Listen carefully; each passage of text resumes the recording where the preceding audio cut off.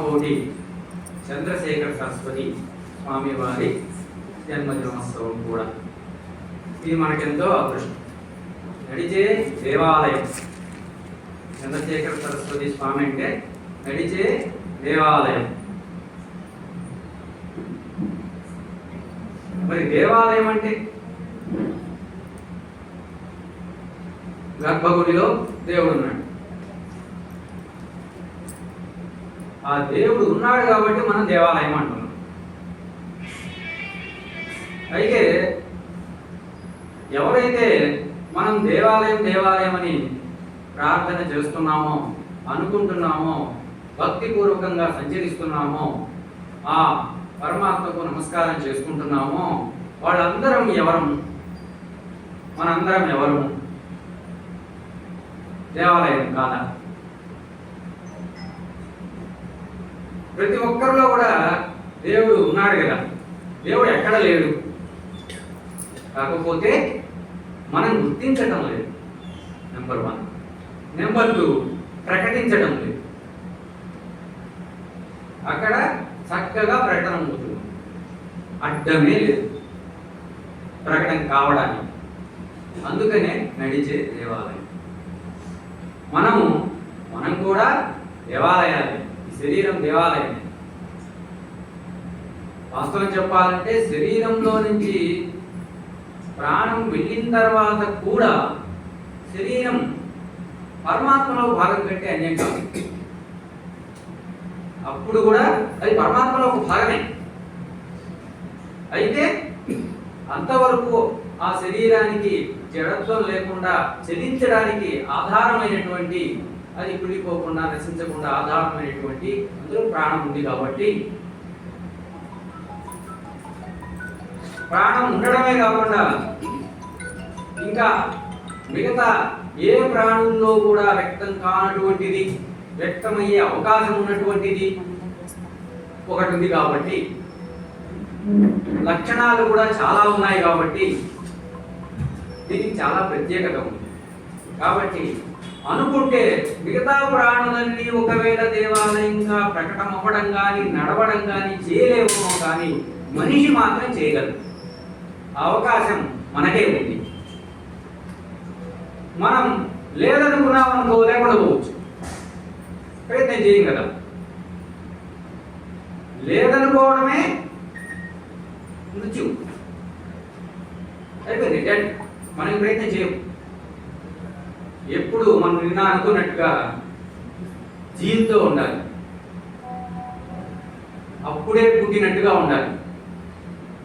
పువ్వు ఉదయాన్నే సూర్యోదయానికి అప్పుడే సూర్యోదయం అయ్యేటప్పుడే పుష్పం ఎలా ఉంటుంది, వికసించడం ఆరంభిస్తుంది.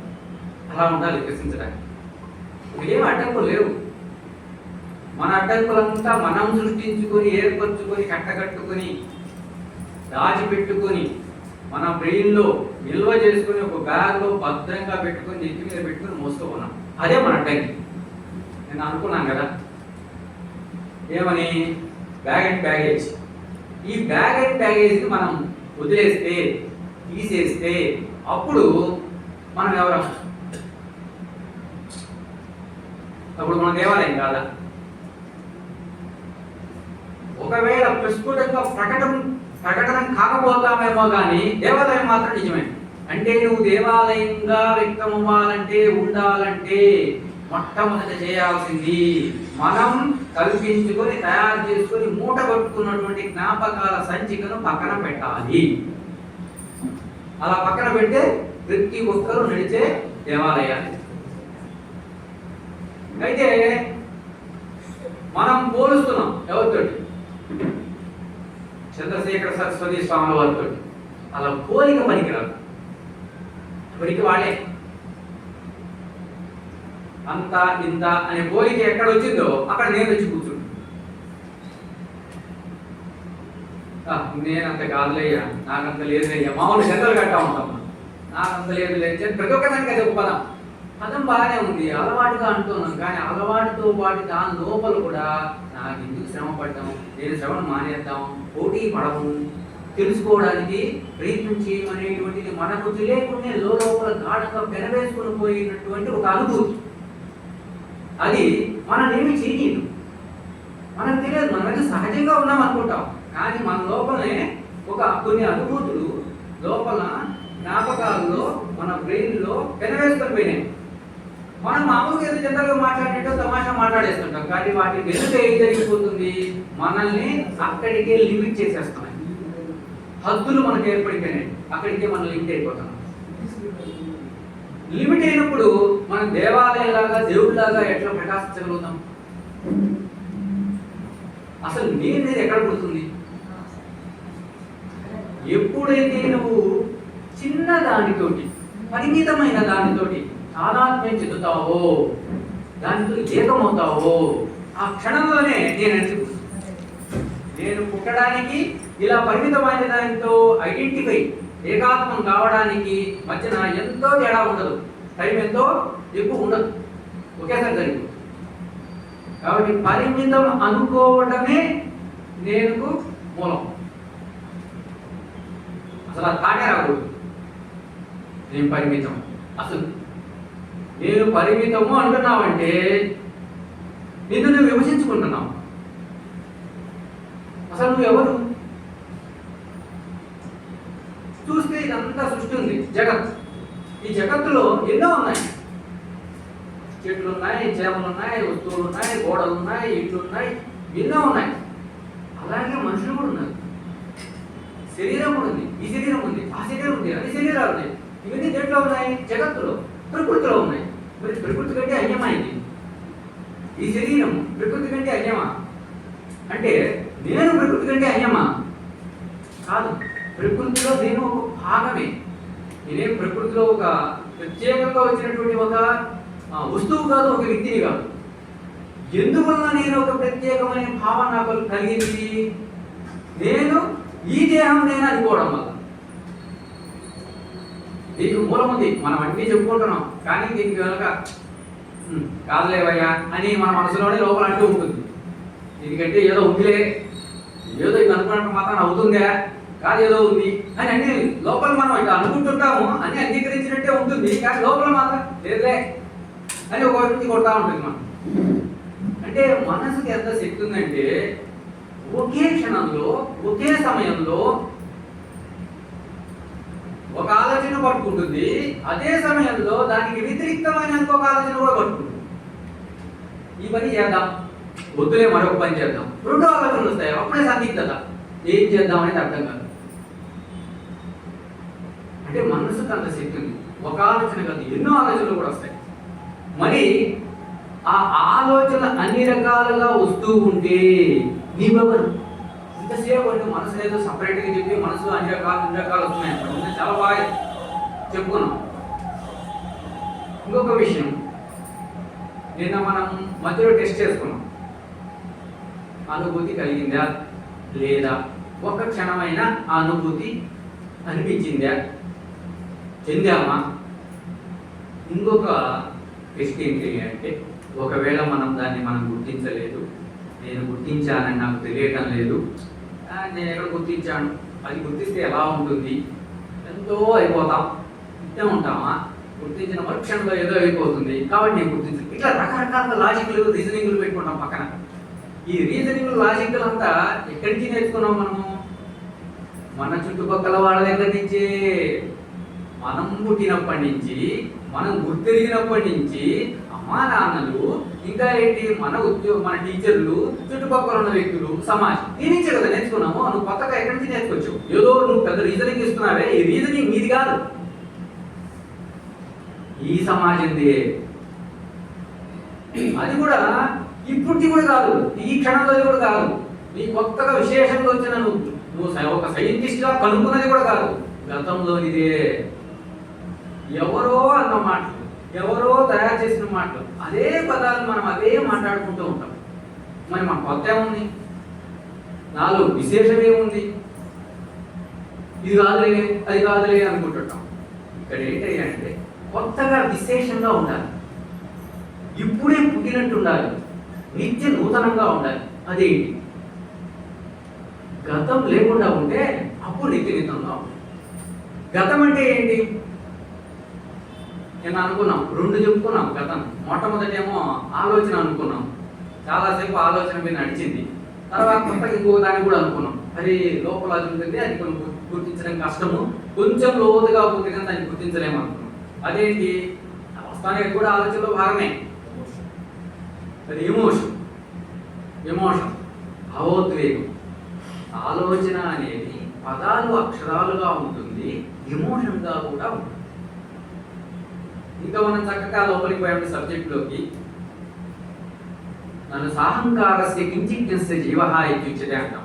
అంటే నేను అహంకారం అని అనుకున్నాం అనుకోండి, జీవుడైపోయినా. నన్ను నిరహంకారస్య సర్వజ్ఞస్య ఈశ్వర అంటే నేను, నాకు అహంకారం లేదనుకో, అప్పుడు నేను సర్వజ్ఞుడు అయిపోయా, ఈశ్వరుని అయిపోయా. నిజమా? చెప్పారు ఎవరో, అది నిజమా కాదా? ఆలోచిద్దాం.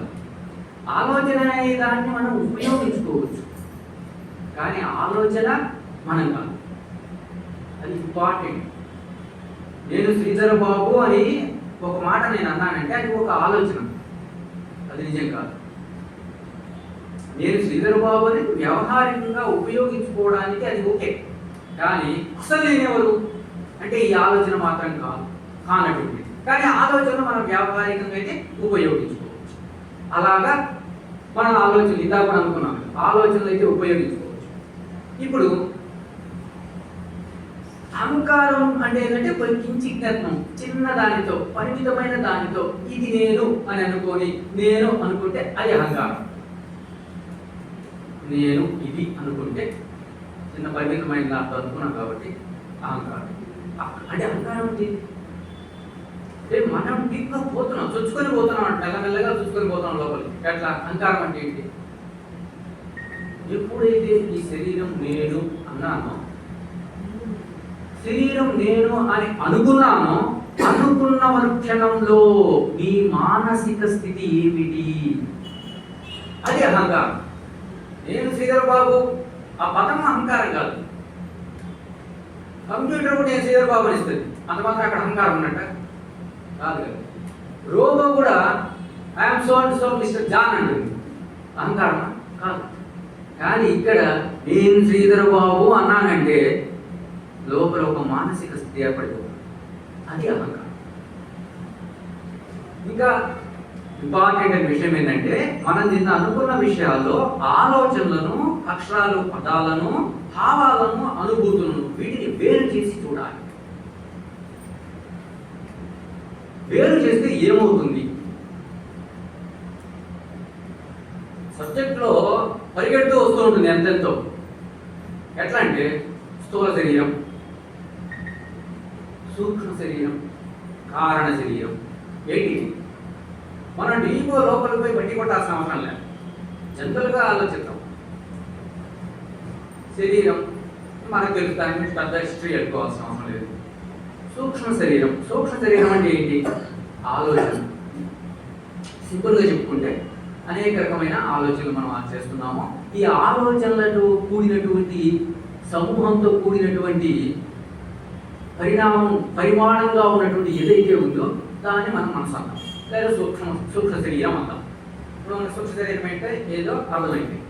నెక్స్ట్, ఆలోచన లేవు, అక్షరాలు, పదాలు లేవు, కానీ దీనికి ఆధారమైన ఇంకోటి ఏదో ఉంది. అది లేకపోతే అసలు ఇవి ఉండవు, ఈ ఆలోచన కూడా. అదే నేను అనుకున్నటువంటి అవిద్య, భావోద్వేగపూరితమైనటువంటి ఒక పదార్థం. మరి దీన్ని ఎట్లా తెలుసుకోవడం? అది తెలుసుకుంటే మనకి ఉపయోగం ఏంటి?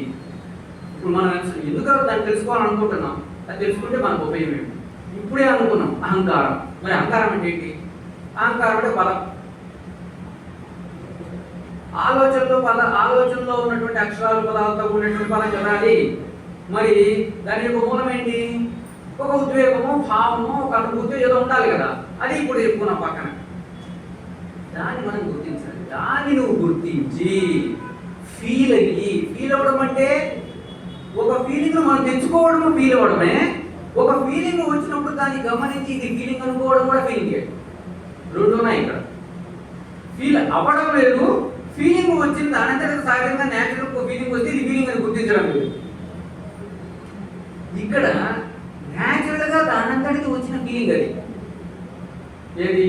నేను శ్రీధర బాబు అనగానే ఆ అనిన క్షణంలో లోపల ఉన్న ఈ శరీరంలో ఉన్న మానసిక స్థితి,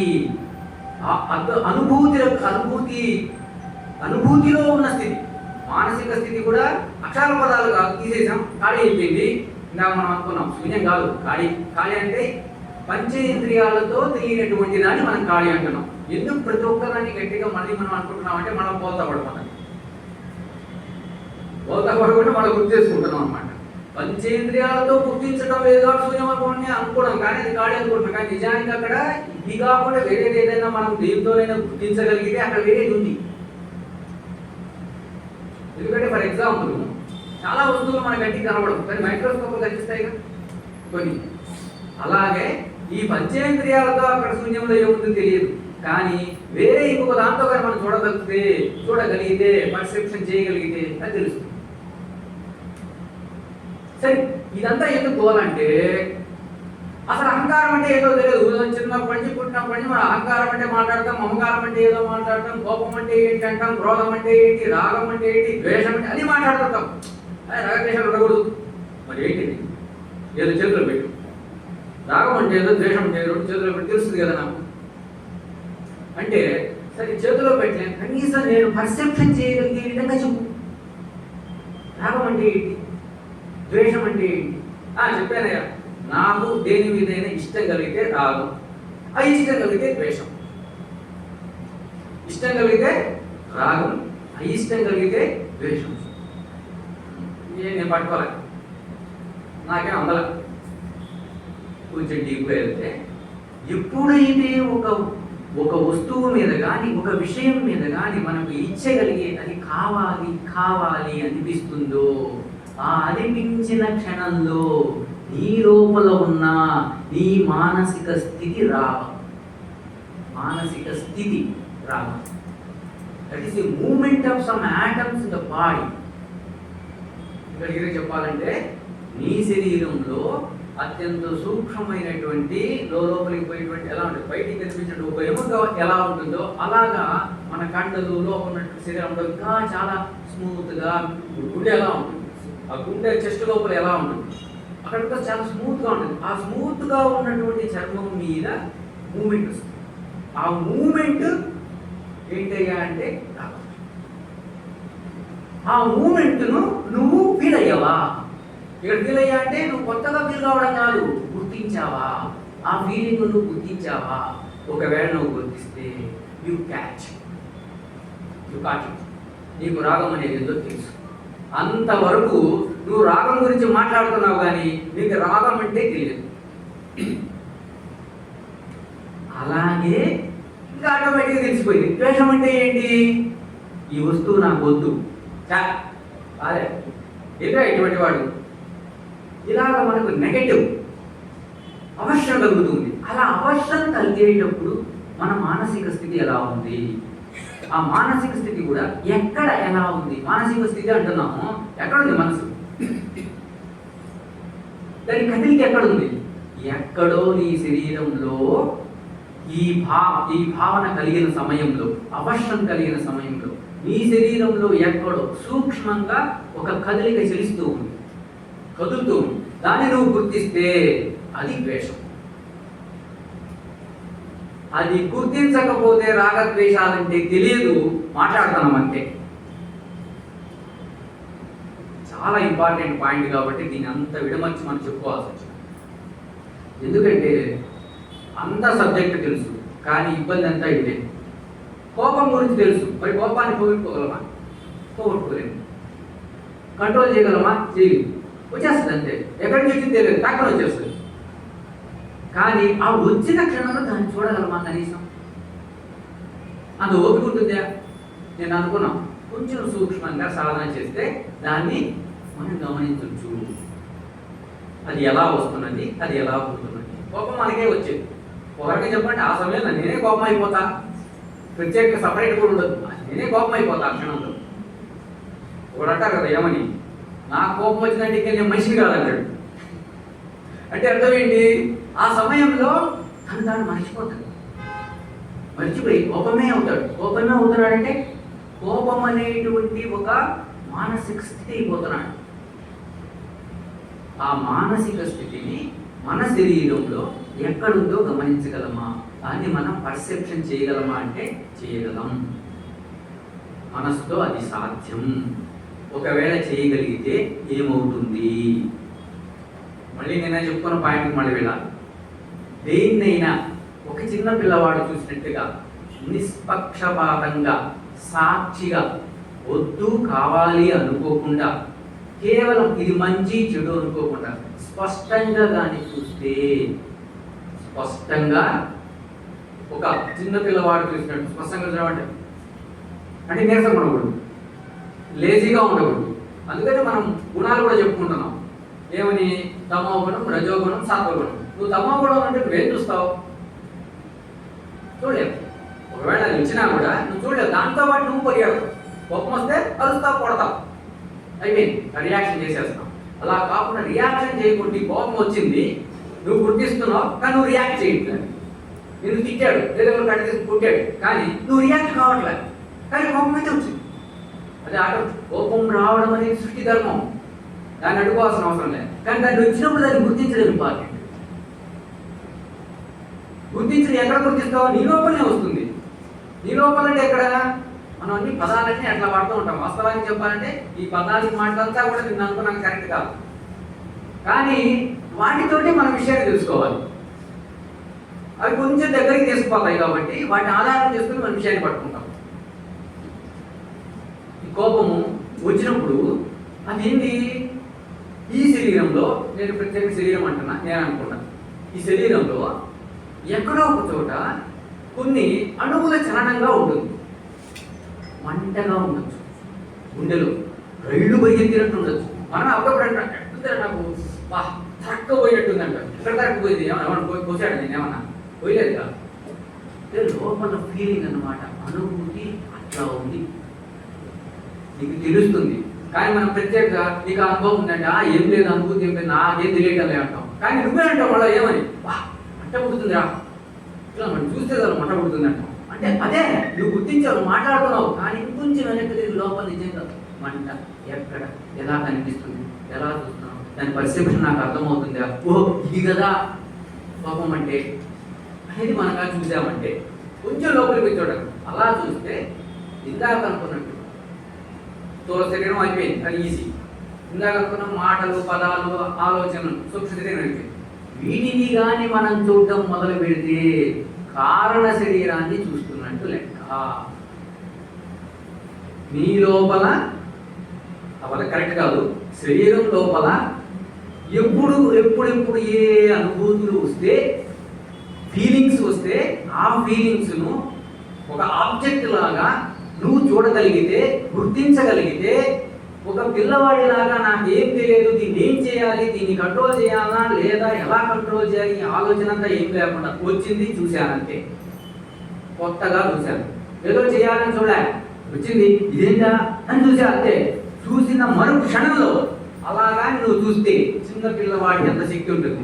మానసిక శక్తి గురించి చెప్తున్నాను, శారీరక శక్తి. చిన్న పిల్లవాడికి ఉత్సాహం ఉంటుంది, మానసిక శక్తి ఉంటుంది అన్నమాట.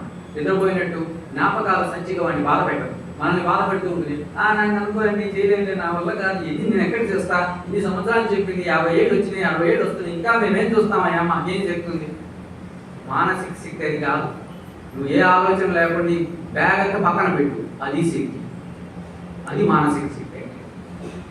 మానసిక శక్తి అంటే ఉత్సాహంగా ఉండడం, కొత్తగా ఉండడం, అప్పుడే పుట్టినట్టు పిల్లవాడిలాగా ఉండడం, అది మానసిక. అది ఎప్పుడు ఉంటుంది. నువ్వు కావాలని నీ వెనక ఉన్నటువంటి జ్ఞాపకాలతోటి ఆ బ్యాగేజ్తో దాన్ని బరువు పెట్టి కింద తోసేస్తున్నావు, అది వేస్తున్నావు, అందువల్ల నీకు శక్తి లేదనిపిస్తుంది. చనిపోయడానికి ముందు కూడా ఆ శక్తి ఉంటుంది. ఎంతవరకు అయితే మనకు స్పృహ ఉంటుందో అంతవరకు ఆ శక్తి ఉంటుంది. స్పృహ ఉన్నంత వరకు దాన్ని పట్టుకోవచ్చు, స్పృహ లేకపోతే పట్టుకోలేదు. కాబట్టి ఎంతవరకు ఛాన్స్ ఉంది ఒక వ్యక్తికి తన జీవితంలో ఎప్పుడైనా దాన్ని క్యాచ్ చేయొచ్చు, అది గుర్తించడం, అది ఎప్పుడూ ఉంటుంది. అది ఒక రోజులో ఎన్నోసార్లు అది మనకు ప్రస్ఫుటంగా అనుభూతిలో ఉంటుంది. అంటే అనుభూతిలో ఉందని మనకు తెలియదు అంతే. అయితే ఇప్పుడు రెండు అయిపోయినాయి. స్థూల శరీరం అయిపోయింది, సూక్ష్మ శరీరం అయిపోయింది. ఇప్పుడు కారణ శరీరం దగ్గరికి వచ్చాం. కారణ శరీరం అంటే ఏంటి? కారణ శరీరం అంటే అనుభూతులు. ఎటువంటివి? కామ, క్రోధ, లోభ, మోహ, మద, మాత్సర్య, అహంకార, మమకార, రాగ, ద్వేష. ఇవన్నీ కానీ నీకు తెలిస్తే, అంటే చెప్పడం కాదు, లోపల చూసుకుంటే, చూస్తే తెలిసినట్టు. ఒకటి ఫస్ట్ పాయింట్. నువ్వు చూస్తే, చూడటం అంటే కథ చూడటం కాదు, చూడటం అంటే పర్సెప్షన్. నీ మనసుతో నువ్వు గ్రహించగలిగితే నీకు తెలిసినట్టు. ఫస్ట్ ఇంపార్టెంట్ పాయింట్, నువ్వు వాటిని గుర్తించాలి. నీ మనసుతో వాటిని గుర్తించాలి. అది ఫస్ట్ స్టెప్. వేటిని? ఈ అనుభూతులను, వీటిని గుర్తించాలి. అప్పుడే నువ్వు అసలు రాగము, ద్వేషము అనే పదాన్ని ఉపయోగించడానికి నీకు ఒక ఎలిజిబిలిటీ ఉంటుంది. లేకపోతే ఊరికి ఉపయోగిస్తున్నావు. పాపం తెలియని వాళ్ళంతా ముందు కూర్చొని అన్ని చెప్పేస్తూ ఉంటే వాళ్ళకి అంతా తెలుసుకుని జీవితం అంతా అయిపోతుంది కదా.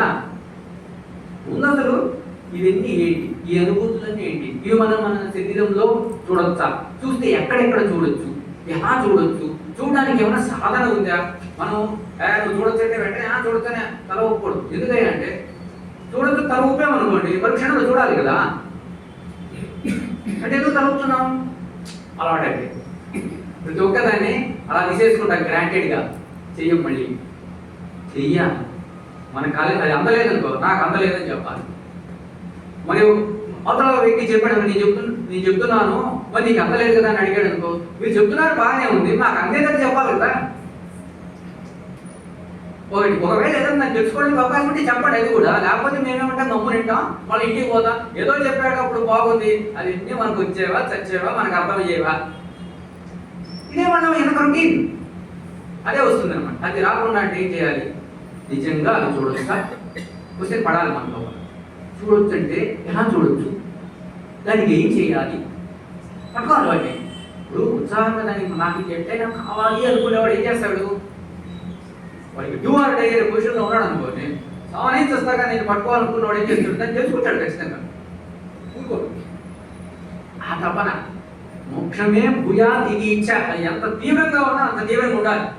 అసలు అది ఒక సాధారణ చిత్తశుద్ధిలో ఒకటే చెప్పేసాడు స్వామి. ఖచ్చితంగా అది ఉండాలి.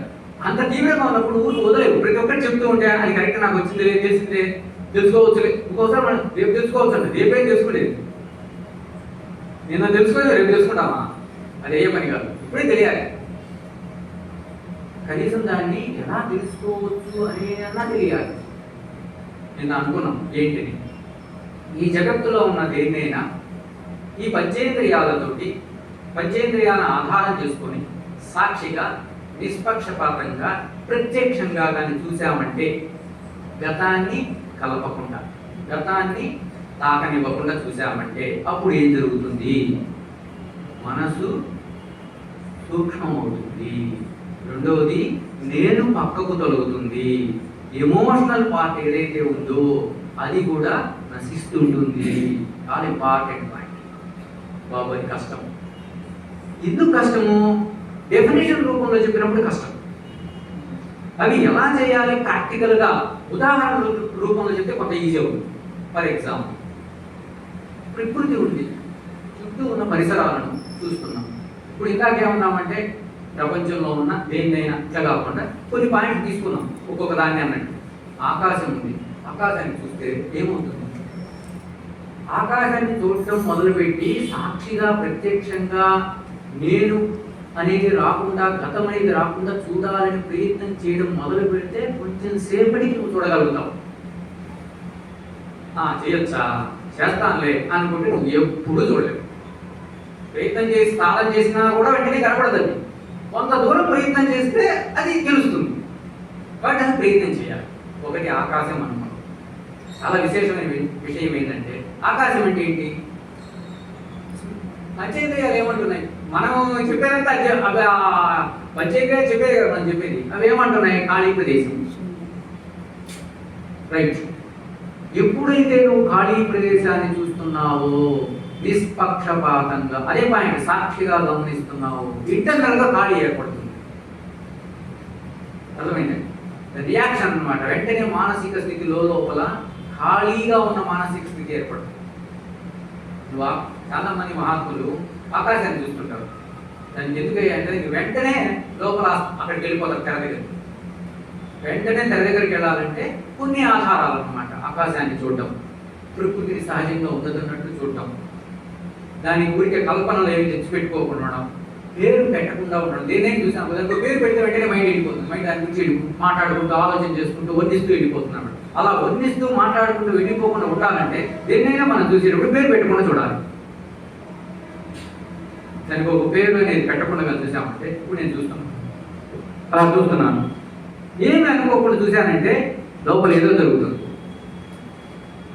ఏమీ అనుకోకుండా ఉన్నది ఉన్నట్టు చూశానంటే లోపల ఏదో జరుగుతుంది. అయితే అది ఎంతో కొంత సిగ్నిఫికెంట్ రిజల్ట్ అయి జరిగేంత వరకు దాన్ని మనం గుర్తించడం. అక్కడ వచ్చే అదే సమస్య ఎక్కడయ్యా అంటే మనం కూడా చూస్తాం ఏమీ ఆలోచించకుండా పేరు పెట్టకుండా, కానీ దానికి ఒక వెంటనే మనకు రిజల్ట్ ఏం కనిపించలేదు కదా. కాబట్టి దీనివల్ల ఉపయోగం లేదనిపిస్తుంది మనసు కంటే మన దానికే కదా ఇచ్చాం. ప్రతి ఒక్కదానికి అది చెప్పి మనం వింటాం. కాబట్టి అది కాదని మనం ఆపేస్తాం. అట్లా కాకుండా దానికి ఒక టైం పెట్టుకో, కొన్ని రోజులు టైం పెట్టు, 40 days టైం. 40 days నేను ఎప్పుడు వీలు దొరికితే అప్పుడు దేన్నైనా ఒకదాన్ని లేదా ప్రకృతిని, ఆకాశాన్ని, ఇంట్లో ఖాళీ ప్రదేశాన్ని దేన్నైనా ఏం పేరు పెట్టకుండా ఏం వర్ణన చేయకుండా ఉన్నది ఉన్నట్లు చూస్తూ ఉంటా. ఓ 40 days తేడా ఏమి రాదా? వచ్చింది చూడాలి. తేడా ఎక్కడ వస్తుంది? శరీరంలో రాదు, మానసిక స్థితిలో వస్తుంది. ఏమవుతుంది? తెరకు అడ్డుగా ఉన్నటువంటి ఎమోషనల్ సబ్స్టెన్స్ ఏదైతే ఉందో, ఒక రకంగా చెప్పాలంటే తమో గుణం, రజో గుణం లాంటి ఏదైతే అది తగ్గిపోతుంది. అది పూర్తిగా తగ్గిపోతే నేను పడిపోయింది అంటాడు రమణ మహర్షి. అది పూర్తిగా తగ్గకపోతే నేను ఇంకా ఉంది అంటాం. ఇప్పుడు కొత్త క్లారిటీ వచ్చిందా మనకు? ఇంకొకటి ఏంటంటే ఒకవేళ కాదు ఇక నేను ఇంకేదన్నా చేస్తాను. మనకు శ్వాస మనం పుట్టుకతో ఆరంభమైంది. రేపు పోయేటప్పుడు శ్వాసను వదిలేస్తాం. ఈ శ్వాస కూడా అదేమన్నా మనం లైక్ చేయడానికి అది ఒక పదార్థమా? లైక్ చేసే పదార్థం కాదు. అది కూడా నిష్పక్షపాతంగా న్యూట్రల్గా ఉండేటువంటి పదార్థం, వస్తువు, ఒక విషయం. దాన్ని న్యూట్రల్గా ఉంది కాబట్టి దాన్ని యథాతథంగా గమనిస్తూ ఉంటే దాని నడవడికను, దాని నడకను రోజు ఎప్పుడు గుర్తొస్తే ఎప్పుడు ఒక 40 days what happened in your brain, what happened in your మానసిక స్థితి నువ్వు నోట్ చేసుకోవాలి ప్రతిరోజు. ఈరోజు నేను 8 గంటలు ఈరోజు అబ్జర్వ్ చేశాను నా బ్రెత్ను, న్యాచురల్ బ్రెత్ను. What happened to me, to my mind, to my the state of mind అనేది నువ్వు రాసుకున్నావంటే 40 days ఏమీ తేడా రాలేదనుకో, యువర్ స్టోన్. అంటే దాని అర్థం ఏంటంటే తేడా రాకపోతే తిట్టడం కాదు, స్టోన్కు తప్పితే మిగతా వాటన్నిటికీ తేడా వస్తుంది అని చెప్పడం అనమాట. అంతే, ఇంకేలేదు. నిన్న కూడా అడిగాం మనం ఏమని, ఎవరికన్నా అనుభూతి స్థితి కలిగిందంటే కొంతమంది ఎత్తాము, కొంతమంది ఎత్తలేదు.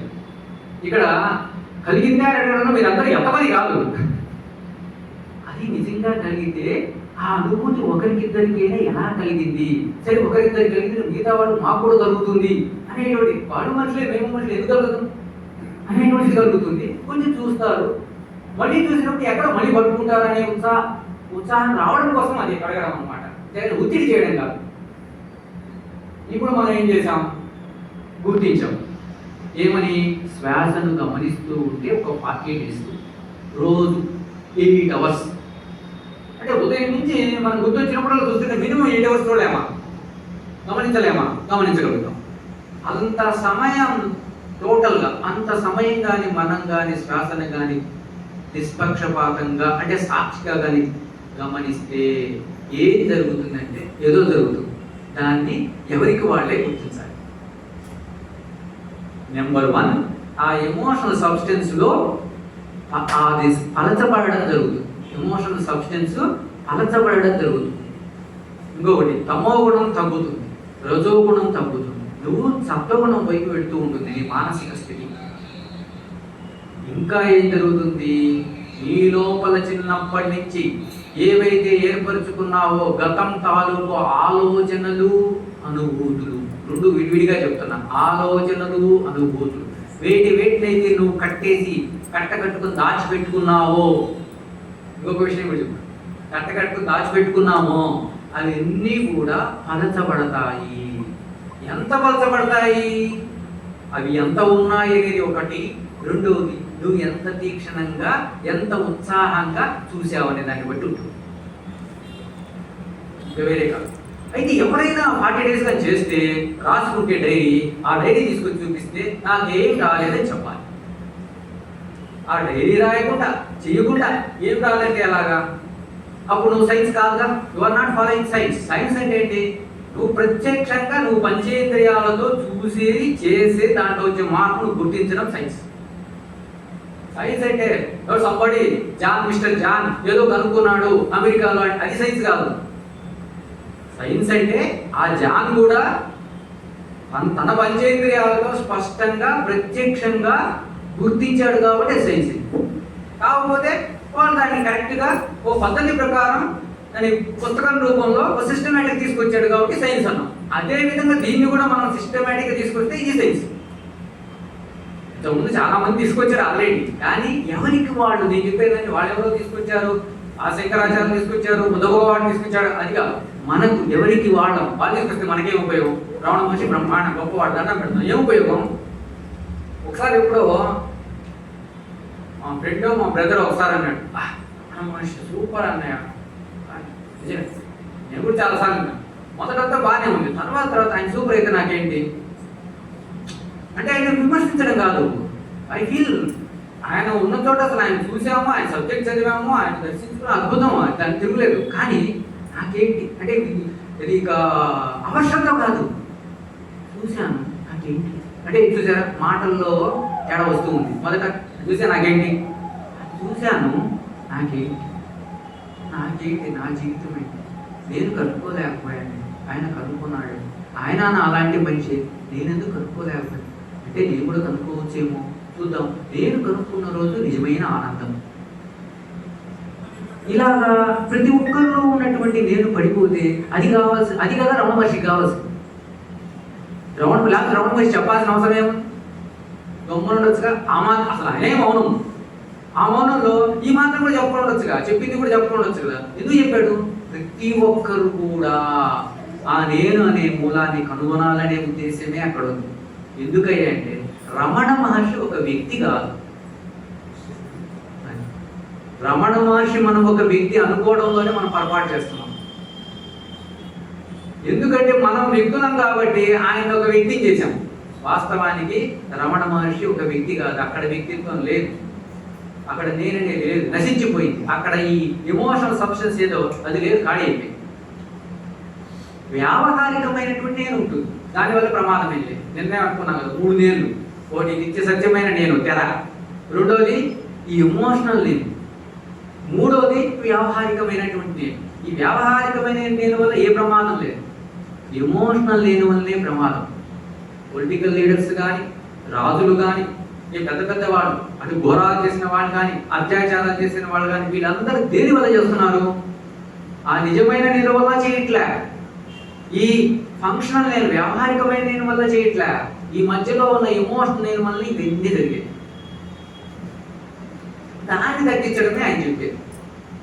ఎవరు? రమణ మహర్షి అయినా, ఇంకెవరైనా, మహాత్ములైనా, ఫిలాసఫర్స్ అయినా, సైకాలజిస్ట్ అయినా, ఎవరైనా చెప్పేది దాన్ని తొలగించుకో. వాళ్ళు చెప్పేది ఎందుకంటే మనం తొలగించుకోమని, వాళ్ళని పొగడమని, లేదా వాళ్ళకి ఏదో కిరీటం పెట్టమని, వాళ్ళకి ఒక టెంకాయ కొట్టమని వాళ్ళు చెప్పట్లేదు. భగవంతుడు మన టెంకాయ కొడితే ఆనందపడ్డు, తలను పగల కొడితే ఆనందపడతాడు. జిల్లేలు కూడా అమ్మ చెప్పింది, అరే పూజ చేయడం అంటే ఏంటిరా, ఏదో టెంకాయ కొట్టడం కాదు, నీ తల పగలగొట్టు, అది పూజ అంటే. తల పగలగొట్టడం అంటే వెంటనే తల గోడకేసి కొట్టుకొని పగలగొట్టుకోవడం అది కాదు. తల అంటే అహంకారం. అహంకారం ఏదైతే ఉందో దాన్ని పగలగొట్టాలి. ఆ అహంకారాన్ని పగలగొట్టడం ఎలా? అదే మనం ఇప్పుడు ఈరోజు మొత్తం వివరించుకునేది, మాట్లాడుకునేది అంటే అదే. అది ఏ రూపంలో ఉంది? ఎమోషనల్ నేను, భావోద్వేగపూరితంగా ఉంది. దానికి మళ్ళా కొంచెం మనకు అందుబాటులో ఉన్నాయి, అప్పుడప్పుడు మనకు అనుభూతిలో ఉండేది కోపం, కామం, ద్వేషం, ఈర్ష్య, అసూయ. ఇవి ఏవైతే ఉన్నాయో వీటన్నిటిని మూటగట్టి కానీ ఒక చోట పెడితే అదే భావోద్వేగపూరితమైన ఐ. అంటే మొత్తం వెంటనే మనకు కనిపించదు, మూలం అది. అందుకనే కదా ఊర్ధ్వ మూలం అన్నాం. మొత్తం మూలం అక్కడ ఉంది.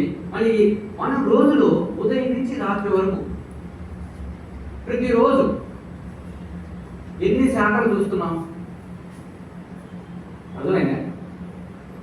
ఊర్ధ్వమూలం అధశాఖం అశ్వత్థం ప్రాభురవ్యం అన్నాను. అంటే ఎన్నో ఆకులు, ఆ చెట్టుకు వేరు దగ్గర నుంచి కాండము ఆకులు ఉన్నాయి కదా. మన ఉదయం నుంచి సాయంత్రం పట్టుకునే లోపల ఎన్ని ఆకులను చూస్తుంటాం. ఆకులతో పట్టుకోలేక ఆకుల్లో పడి ఆకులను నెట్టుకొని వద్దులుకొని విసిగించుకొని రాత్రికి పడుకుంటాం. ఆకులు ఏంటంటే కామ, క్రోధ, లోభ, మోహ, మద, మాత్సర్య. వాటిని కానీ గుర్తిస్తే మనం మళ్ళీ చెప్పుకోవాల్సిన అవసరం లేదు. గుర్తించడం అంటే సాక్షిగా గమనించడం. వాటిని గుర్తించి సాక్షిగా గమనిస్తే అవి మెల్లమెల్లగా తగ్గిపోతాయి. అవి మెల్లమెల్లగా తగ్గిపోతుంటే మూలం కూడా పడిపోతుంది. అంటే ఎందుకు రోజువారీ ఎన్ని వస్తున్నాయంటే మనం ఉదయం లేచినప్పటికీ రాత్రి పడుకునేంత వరకు ఎన్నో కార్యక్రమాలు, మన బంధువులతో తిరగడం, మాట్లాడడం, లేకపోతే ఏదైనా పనులు చేయడం, ఫ్రెష్ వేసుకునే దగ్గర నుంచి మనం పూజ చేసేంత వరకు మధ్యలో చేసే ప్రతి కార్యక్రమంలో కూడా ఎన్నో ఆకులు మన లోపల ప్రకటమైపోతూ ఉంటాయి. ఆకులు అంటే గుర్తు కోసం చెప్పారు. ఆకులు అంటే కొన్ని అణువుల చలనం, క్లౌడ్ లాగా. కోపం అనేది ఒక క్లౌడ్, ఒక మేఘం. మేఘం అంటే శరీరంలో అత్యంత సూక్ష్మమైనటువంటి ఆ కండరాలలో వచ్చేటువంటి కదలిక. ఆ కదలిక చనిపోయిన తర్వాత రాదు. ఇది బాగా పెట్టుకోవాల్సిందంటే మన కోపం వచ్చింది, ఆ కోపం వచ్చినప్పుడు ఈ శరీరంలో కొంత కదలిక వస్తుంది. ఇదే కదలిక చనిపోయినప్పుడు 10 మంది తిట్టినా కూడా రాదు. ఇక్కడ ప్రాణం గురించి నేను చెప్పట్లేదు. సరే, ప్రాణం ఉందా లేదా వేరే, కానీ ప్రాణం ఉంటే అంటే జీవించి ఉంటే ఈ కదలిక వస్తుంది. ఈ కదలిక ఎక్కడ వస్తుంది? శరీరంలోనే వస్తుంది. ఆ కదలిక ఏంటంటే కొన్ని అణువుల చలనం. ఎందువల్ల వచ్చిందంటే మనసు అక్కడ ఉంది కాబట్టి, శరీరంతో మెర్చేది కాబట్టి అక్కడ కదలిక వస్తుంది. అదే శరీరంతో మెర్చి కాకపోతే మనసు కదలిక రాదు. అంటే ఎక్కడున్నాయి ఇవి? కామక్రోధ, లోభము, మాత్సర్యాలు శరీరంలో లేవు. శరీరంలో ప్రకటన అవుతున్నాయి కానీ శరీరంలో లేవు. ఉన్నది ఎక్కడ? మనసులో.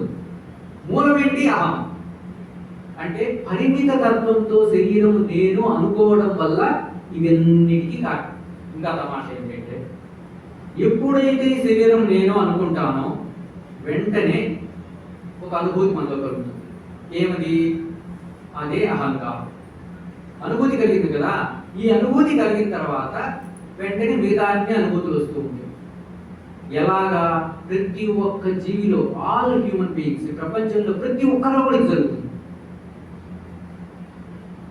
మనకంటూ ప్రత్యేకం కాదు, ప్రతి ఒక్కరు. అంటే ఇది సృష్టి రహస్యం. ఖచ్చితంగా సృష్టి రహస్యం అని కాదు, సృష్టి ప్రాసెస్ అని నిజంగా చెప్పాలంటే. సృష్టి రహస్యం కాదు, సృష్టిలో జరిగే ఫంక్షన్. సృష్టిలో ఇలా జరుగుతూ ఉంటుంది. సృష్టి ధర్మం అని మన పదాలు ఉపయోగించి వెంటనే మన పక్క మైండ్ వెళ్ళిపోతుంది. ఎందుకంటే మన మైండ్లో చాలా ఆలోచనలు ఉంటాయి, రీజనింగ్ ఉంటుంది, లాజిక్ ఉంటుంది అనమాట. సృష్టి అలా జరుగుతూ ఉంటుంది. సృష్టి సహజ తత్వం అని. కాబట్టి ఎక్కడ పరిమితత్వాన్ని మనం ఊహించామో, పరిమితత్వంతో కలిసిపోయామో, నేను దేహం అనుకున్నామో, అక్కడ లోపల ఒక మానసిక స్థితి పుడుతుందంటే వ్యక్తం అవుతుంది. అదే అహంకారం. ఇది నాదే అనుకోండి. దేనైనా ఒక దాన్ని ఇది నాని, నా భార్య, నా కారు, నా కంప్యూటర్, నా శరీరం అని దేనైనా ఒక 10 సార్లు అనుకో. టెస్ట్ చేయండి. 10 సార్లు అనుకొని ఆ అనుకున్న క్షణంలో మీ లోపల ఏం జరుగుతుంది?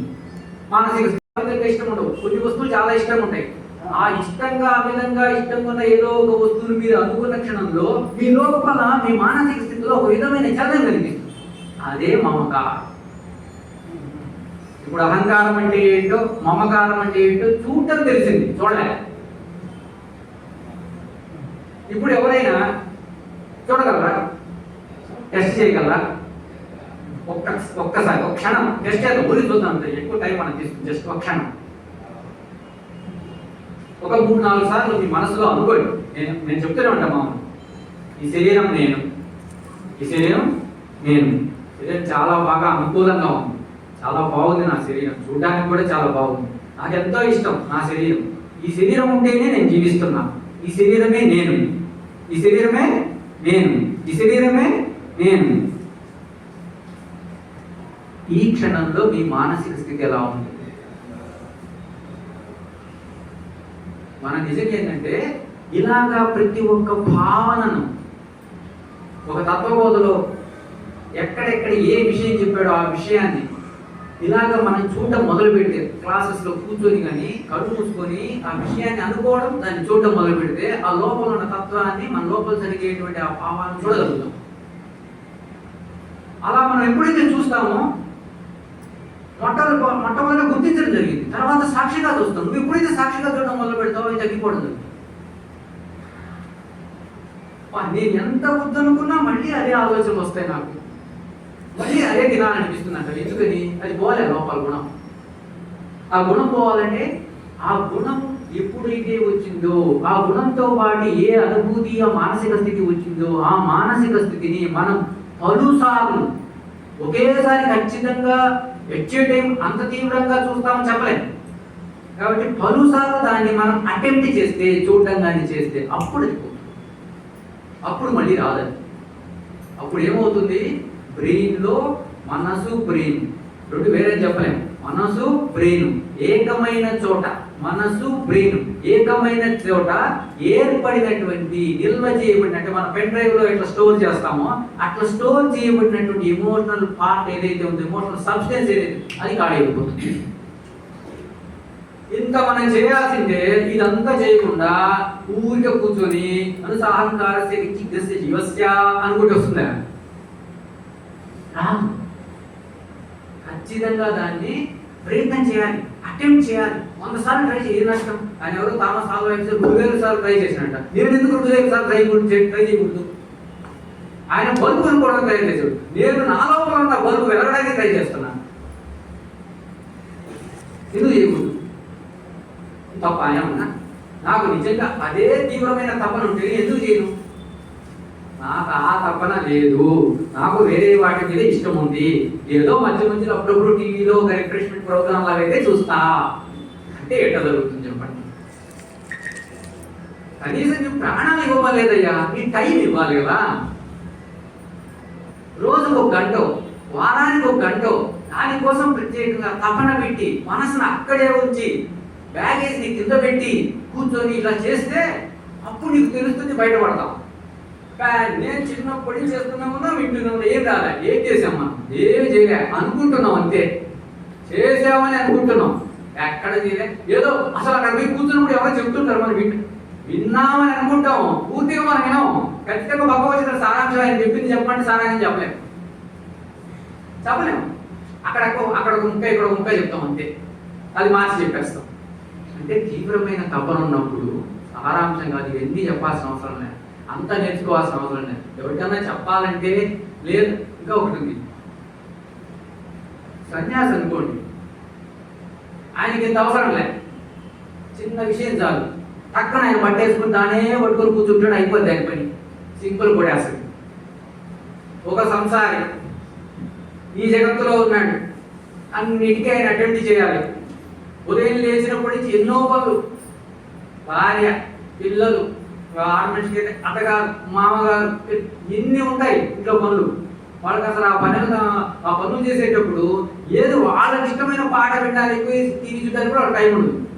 ఇంకేం చేస్తారు వాళ్ళు? అంటే దాంట్లో కొంత సమయాన్ని నా కోసం నేను తీసుకోవాలని వాడు పోరాడితే వస్తుంది. వాళ్ళు దాంట్లోనే పోదాం అనుకున్నప్పుడు రాదు కదా. వాళ్ళని ఎగ్జాంపుల్ చెప్తున్నాం, మనమైనా మనకు కొంత టైం కావాలని మనం తీసుకోవాలి. ఆ టైం మనకి ఎందుకు కావాలి? ఇంత అత్యంత విలువైనటువంటి దాన్ని మనం పట్టుకోవాలి, గుర్తించాలి. ఆ థామస్ ఆల్వా ఎడిసన్ 2000 సార్లు ట్రై చేస్తే నేను వారానికి ఒకసారి ట్రై చేయాలి కదా అని కొన్ని తీవ్రమైన ఆ టైంని మనం తీసుకున్నామంటే సాధిస్తాం. ఎలా చేయాలంటే పుస్తకం పట్టి కొట్టడం కాదు, ఎక్కడెక్కడ అమూల్యమైన అవన్నీ ఫార్ములాలు, వాళ్ళు సంస్కృతంలో రాసినవి, తత్వబోధలో రాసినవి, జిల్లేలు కూడా అమ్మ చెప్పినవి వాక్యాలు, అవన్నీ జస్ట్ నిజంగా చెప్పాలంటే మ్యాథమెటికల్ ఫార్ములాస్. ఆ ఫార్ములాలో ఏముంది, వాటిని ఎట్లా అప్లై చేయాలి, ఏమి సబ్స్టిట్యూట్ చేయాలి, ఇదంతా మన ల్యాబ్లో మనం చేసుకోవాలి. వాళ్ళు ఓన్లీ ఫార్ములాస్ చెప్పి వెళ్ళిపోయారు. ఇప్పుడు రామానుజం ఉన్నాడు, సరే మ్యాథమెటిషియన్, ఆయన ఒక నోట్బుక్లో ఫార్ములాస్ అన్ని రాసి పెట్టిపోయాడు. ఇప్పటికి కూడా వాటిని ఇంకా కొన్ని కనుక్కోలేకపోయారండి. ఇప్పటికి కూడా చూడండి, ఒక సైంటిస్ట్ రాసినవే ఇప్పటికి మనం హ్యూమన్ బీయింగ్స్ ఇంకా కనుక్కోలేకపోతే ఇంకా వాళ్ళంతా మహానుభావులు రాసి కనుక్కోవడం చాలా కష్టం కదా. అయితే ఏం చేయాలి? అయితే ఒక తమాషా, ఒక సైంటిస్టు ఆ మ్యాథమెటిక్స్ అంటే పెద్ద కొంచెం కష్టమైన విషయం, ఎందుకంటే బయటి విషయాలు.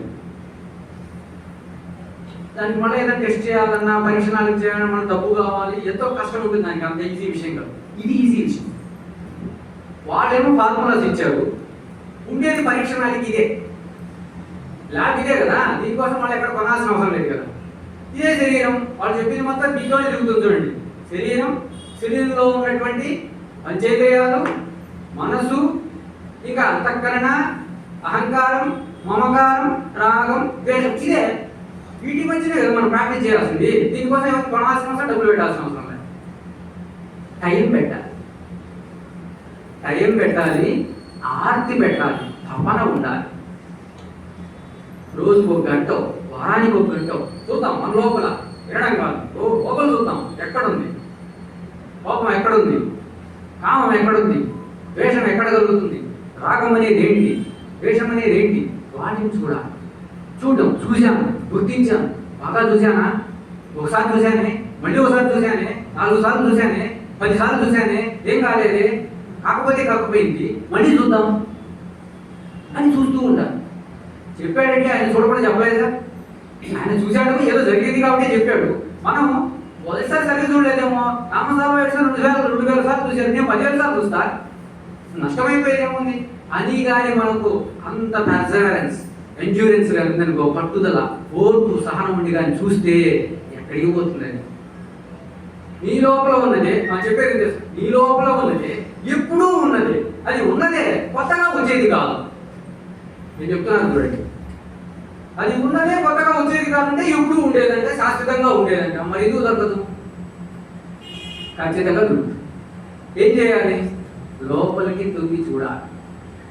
ఎలా తొంగి చూడాలి? ఇది శ్వాసనన్నా పట్టుకోవాలి, ప్రకృతినన్నా పెట్టుకోవాలి, ఉన్నది ఉన్నట్టు చూడడం అన్నా మొదలు పెట్టాలి, ఆకాశాన్ని అలాగే చూడడం అన్నా మొదలు పెట్టాలి. ఇలాగే ఏదో ఒక దాన్ని చూస్తూ ఉంటే నీ లోపల మార్పు వస్తుంది. ఆ మార్పు నువ్వు మొట్టమొదట ఫిజికల్గా గుర్తించాలి.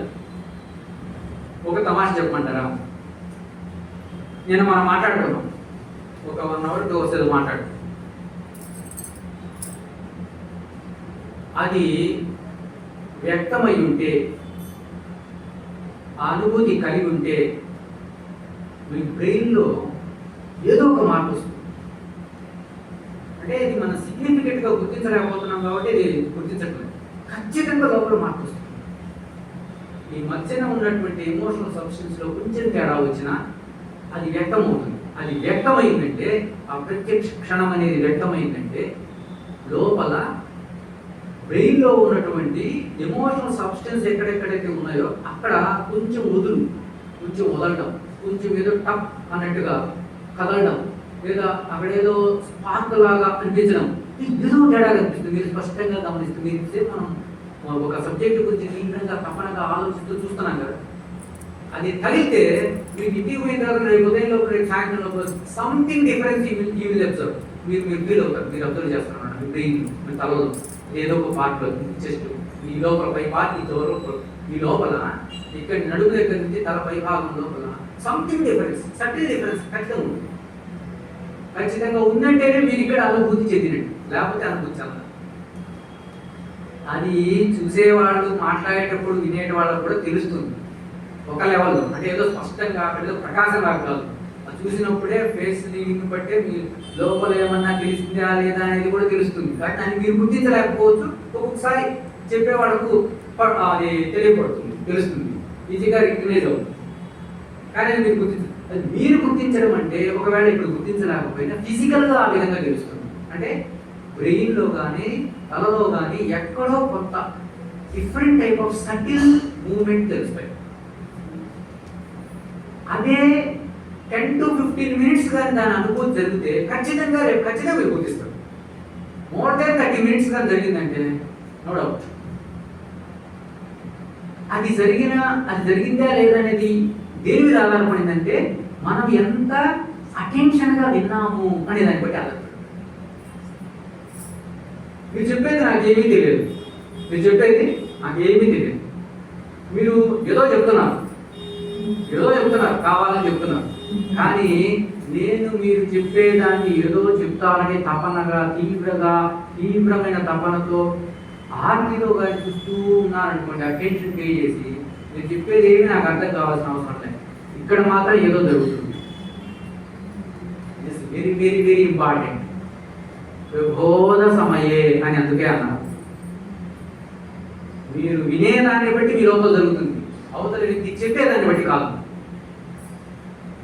చెప్పేది అనేది ఒక మార్గం, కానీ నువ్వు ఎంత తపనగా సత్వగుణంతో ఎంత ఏకాగ్రతతో అటెన్షన్ పే చేసి వింటున్నావు అనేది వెరీ వెరీ ఇంపార్టెంట్. నేను కూడా చెప్పేటప్పుడు ఏదో చెప్తున్నా అనుకోండి, ఏమీ రాదు ఇక్కడ. నేను నిన్న మాట్లాడి వెళ్ళాను, యాక్చువల్గా నోట్ చేయకూడదు, జస్ట్ ఓకే నోట్ చేస్తున్నాను అన్నమాట. నిన్న మాట్లాడి వెళ్ళినప్పుడు నాకు కనీసం ఒక 4 hours వరకు giving some moments in the brain ఇస్తూనే ఉంటుంది. ఆ మూమెంట్స్ ఇచ్చే టైంలో అది థాట్ను అనలైజ్ చేసే తీరు డిఫరెంట్గా ఉంటుంది. ఇప్పుడు ఒకటి అర్థమైంటుంది, అది టచ్ అవుతే మన లోపల ఉన్నటువంటి బ్యాగేజ్ పక్కకు పోతే అప్పుడు మనం అనలైజ్ చేసే తీరు మారిపోతుంది. ఏదైనా ఒక విషయాన్ని గ్రహించే తీరు కూడా మారిపోతుంది. మైండ్ అంటే అక్కడ ఏముంది, వ్యావహారికమైన నేనుంది, ఎమోషనల్ నేను లేదు, నిజమైన నేనుంది. అక్కడ స్పష్టత ఎక్కువ ఉంటుంది, క్లారిటీ ఎక్కువ ఉంటుంది. ఎమోషనల్ నేను ఎక్కడ ఉందో, క్లౌడ్ ఉంది కాబట్టి స్పష్టత ఉండదు, క్లారిటీ ఉండదు. క్లౌడ్ ఉన్న చోట అంత అటెన్షన్ ఉండదు. తమో గుణం ఉన్న చోట నిద్ర వస్తుంది కానీ అటెన్షన్ రాదు. చూసారా, మనకి క్లారిటీ వచ్చింది. మనం పక్కకు వచ్చామంటే సూక్ష్మ శరీరం, స్థూల శరీరం, కారణ శరీరం, రైట్. సూక్ష్మ శరీరం అయిపోయింది, స్థూల శరీరం, వాటికి క్లారిటీ వచ్చేది. కారణ శరీరం అనేది మాటలతో చెప్పలేనటువంటిది, అనుభూతులతో మాత్రమే తెలియబడేది. ఈ మానసిక స్థితి ఈ క్షణంలో ఎలాగా ఉందో నువ్వు గుర్తిస్తే నువ్వు నీ కారణ శరీరాన్ని టచ్ చేసినట్లు లెక్క. టచ్ చేయడం అంటే దేనితో టచ్ చేస్తున్నావు? మనసుతో టచ్ చేస్తున్నావు. ఇంకా ఇంకొక అడుగు ముందుకు వేసి చెప్తే ఎరుకతో టచ్ చేస్తున్నావు. నువ్వు నీ మానసిక స్థితిలో అంటే కారణ శరీరాన్ని అనుభూతిమయంగా ఉన్నటువంటి అవిద్యాన్ని చెప్పబడేది ఏదైతే ఉందో దాన్ని నువ్వు ఎరుకతో టచ్ చేస్తే అది మెల్లగా పలచబడడం, ఖాళీ అయిపోవడం. అదే వాళ్ళు ఏమని చెప్తారు, జ్ఞానాగ్ని దగ్ధ కర్మాణి అని చెప్తారు. కాబట్టి మనం జ్ఞానాగ్ని అంటే ఏంటి? ఎరుక. ఎప్పుడు వస్తుంది? తీవ్రమైన తపనతోటి, తీవ్రమైన అంటే అట్లే ఉండాల్సిన, జస్ట్ కొంచెం అంతే, లిటిల్ బిట్, జస్ట్ కొంచెం అటెన్షన్ అంతే.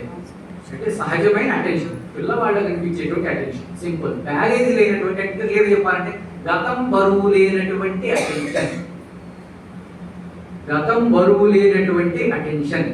అలా అటెన్షన్ పే చేస్తే అప్పుడు తెలుసుకునేది ఒకటి ఉంది, తెలివిడి అంటున్నాం, అదే ఎరుక.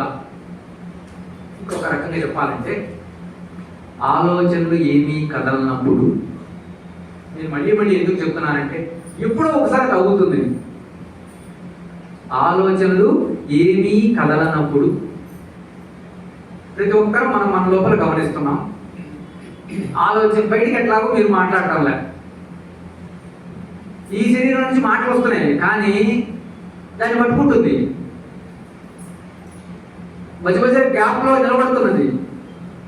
అప్పుడప్పుడు మధ్య గ్యాప్లో నిలబడుతుంది, ఆ నిలబడినప్పుడు పట్టుకుంటుంది అనమాట. అలాగే ఆలోచనలు ఏమీ కదలనప్పుడు మీరు ఉన్నట్లు మీకు తెలుస్తున్నదా లేదా?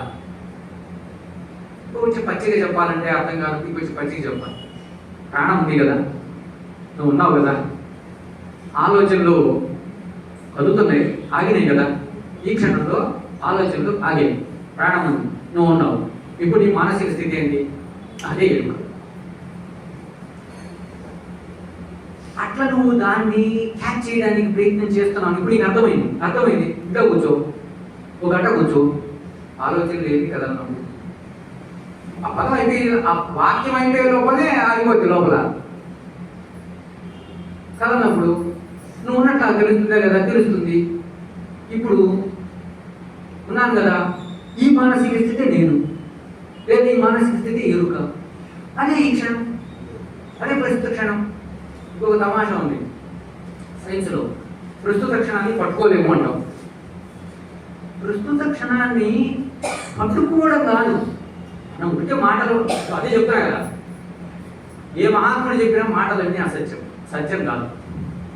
చాలా మంది మహాత్ములు ఏం చెప్పారంటే, నేను చెప్పానయ్యా, చెప్పింది సత్యం కాదు, లోపల ఉన్న అనుభూతి సత్యం. మాట్లాడేటప్పుడు కానీ వినేటప్పుడు కానీ నీ లోపల ఏదైనా మానసిక స్థితిలో స్వచ్ఛమైన స్థితి ఏర్పడి ఎరుక ఉంటే అది అనుభూతి, అది సత్యం. ఇప్పుడు నేను మాట్లాడాను చూసారా, ఈ మాట సత్యం కాదు, ఈ మాట సత్యాన్ని తీసుకురాలేదు. నీ లోపల నువ్వు తీవ్రమైన తపనతో గమనిస్తే, ఆలోచనలేవి కదలకుంటుంటే అప్పుడున్న మానసిక స్థితి అది సత్యం. ఆ సత్యాన్ని ఈ మాటకు తీసుకురాలేదు, ఈ మాట సత్యం కాదు. ఈవెన్ ఫిలాసఫర్ ఒక ఆయన అన్నాడు, జిడ్డు కృష్ణమూర్తి.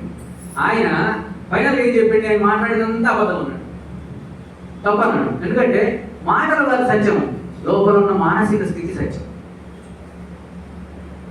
అయితే మానసిక స్థితి ప్రతి ఒక్కరికి ఉంది. ఇది తమాషా, అమ్మ కూడా చెప్తుంది, చాలా సులభమైన విషయం, అది లేకుండా లేదు, కానీ దాన్ని గుర్తించడం లేదు. ఎందుకంటే ఎంతో ఉండాలనుకుంటాం కాబట్టి, చాలా గొప్పగా ఉండాలనుకుంటాం కాబట్టి దాన్ని గుర్తించడం లేదు. అది అత్యంత సహజమైన సాధారణమైన విషయం, దాన్ని నువ్వు వెళ్ళగొట్టినా అది పోదు. అందుకనే అది తేడా అన్నది, అది ఎప్పుడూ ఉంటుంది. దాని మీద చాలా ఉంటాయి. ఇప్పుడు రమణ మహర్షికి మనకు తేడా ఏంటి? రమణ మహర్షిలో ఏమీ లేదు, మనకు చాలా ఉంది. ఆయనకు ఉన్నది ఉంది, ఇంకా చాలా ఉంది, అది మన ప్రాబ్లం. ఆయనకు ఉన్నది మనకు లేకపోతే వల్ల ఆయనకి ఏదైతే ఉందో లోపల అది మనకు ఉంది, ఇంకా చాలా అదనంగా ఉంది, అది మన ప్రాబ్లం. ఈ అదనంగా ఉన్నది ఉన్నదాన్ని చూడనివ్వట్లే. ఇప్పుడు స్పష్టత వచ్చింది కదా, ప్రస్తుత క్షణాన్ని మనం పట్టుకోలేకపోతామా అంటే,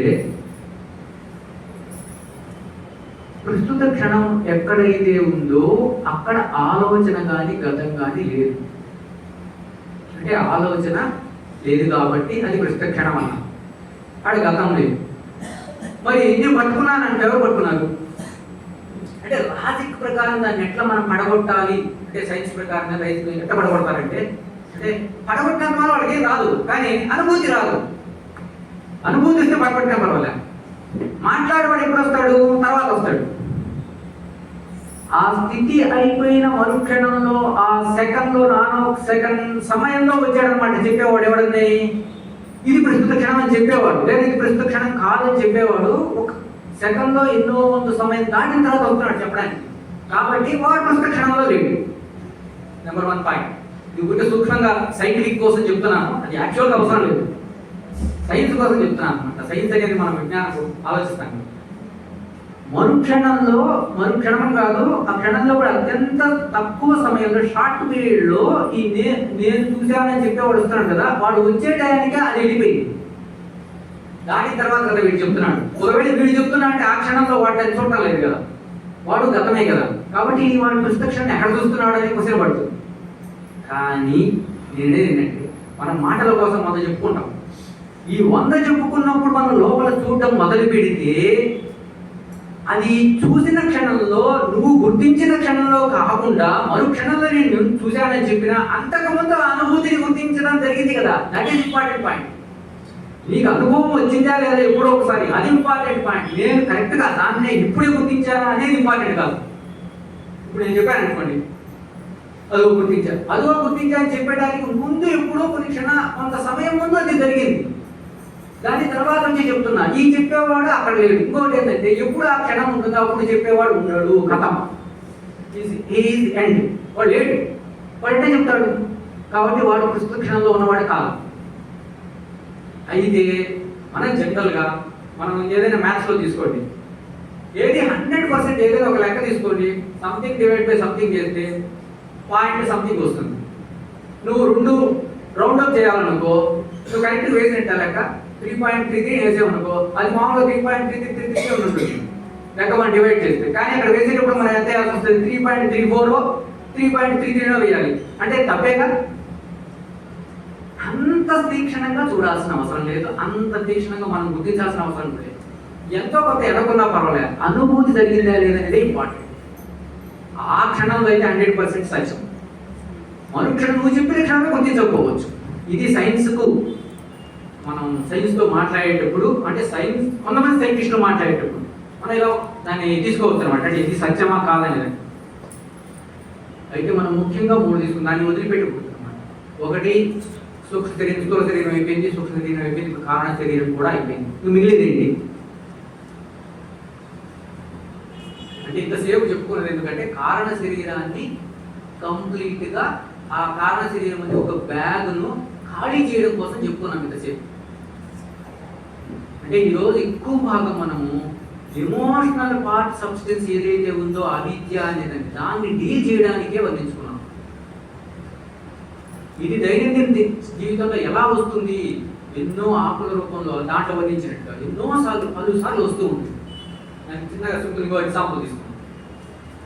అయితే ఒకటి, ఈ బ్యాగ్ను మనం ఖాళీ చేస్తేనే మన తెర యొక్క అనుభూతిని స్పష్టంగా ఉంటుంది. మనం ఒకటి చెప్పొచ్చు, లేదా వాళ్ళు కూడా అనుభూతి పొందినారనే స్థిరమైన నిర్ణయం కలుగుతుంది. లేదంటే మనకు కలవచ్చు స్పష్టత, కానీ అందరికి కలగదు.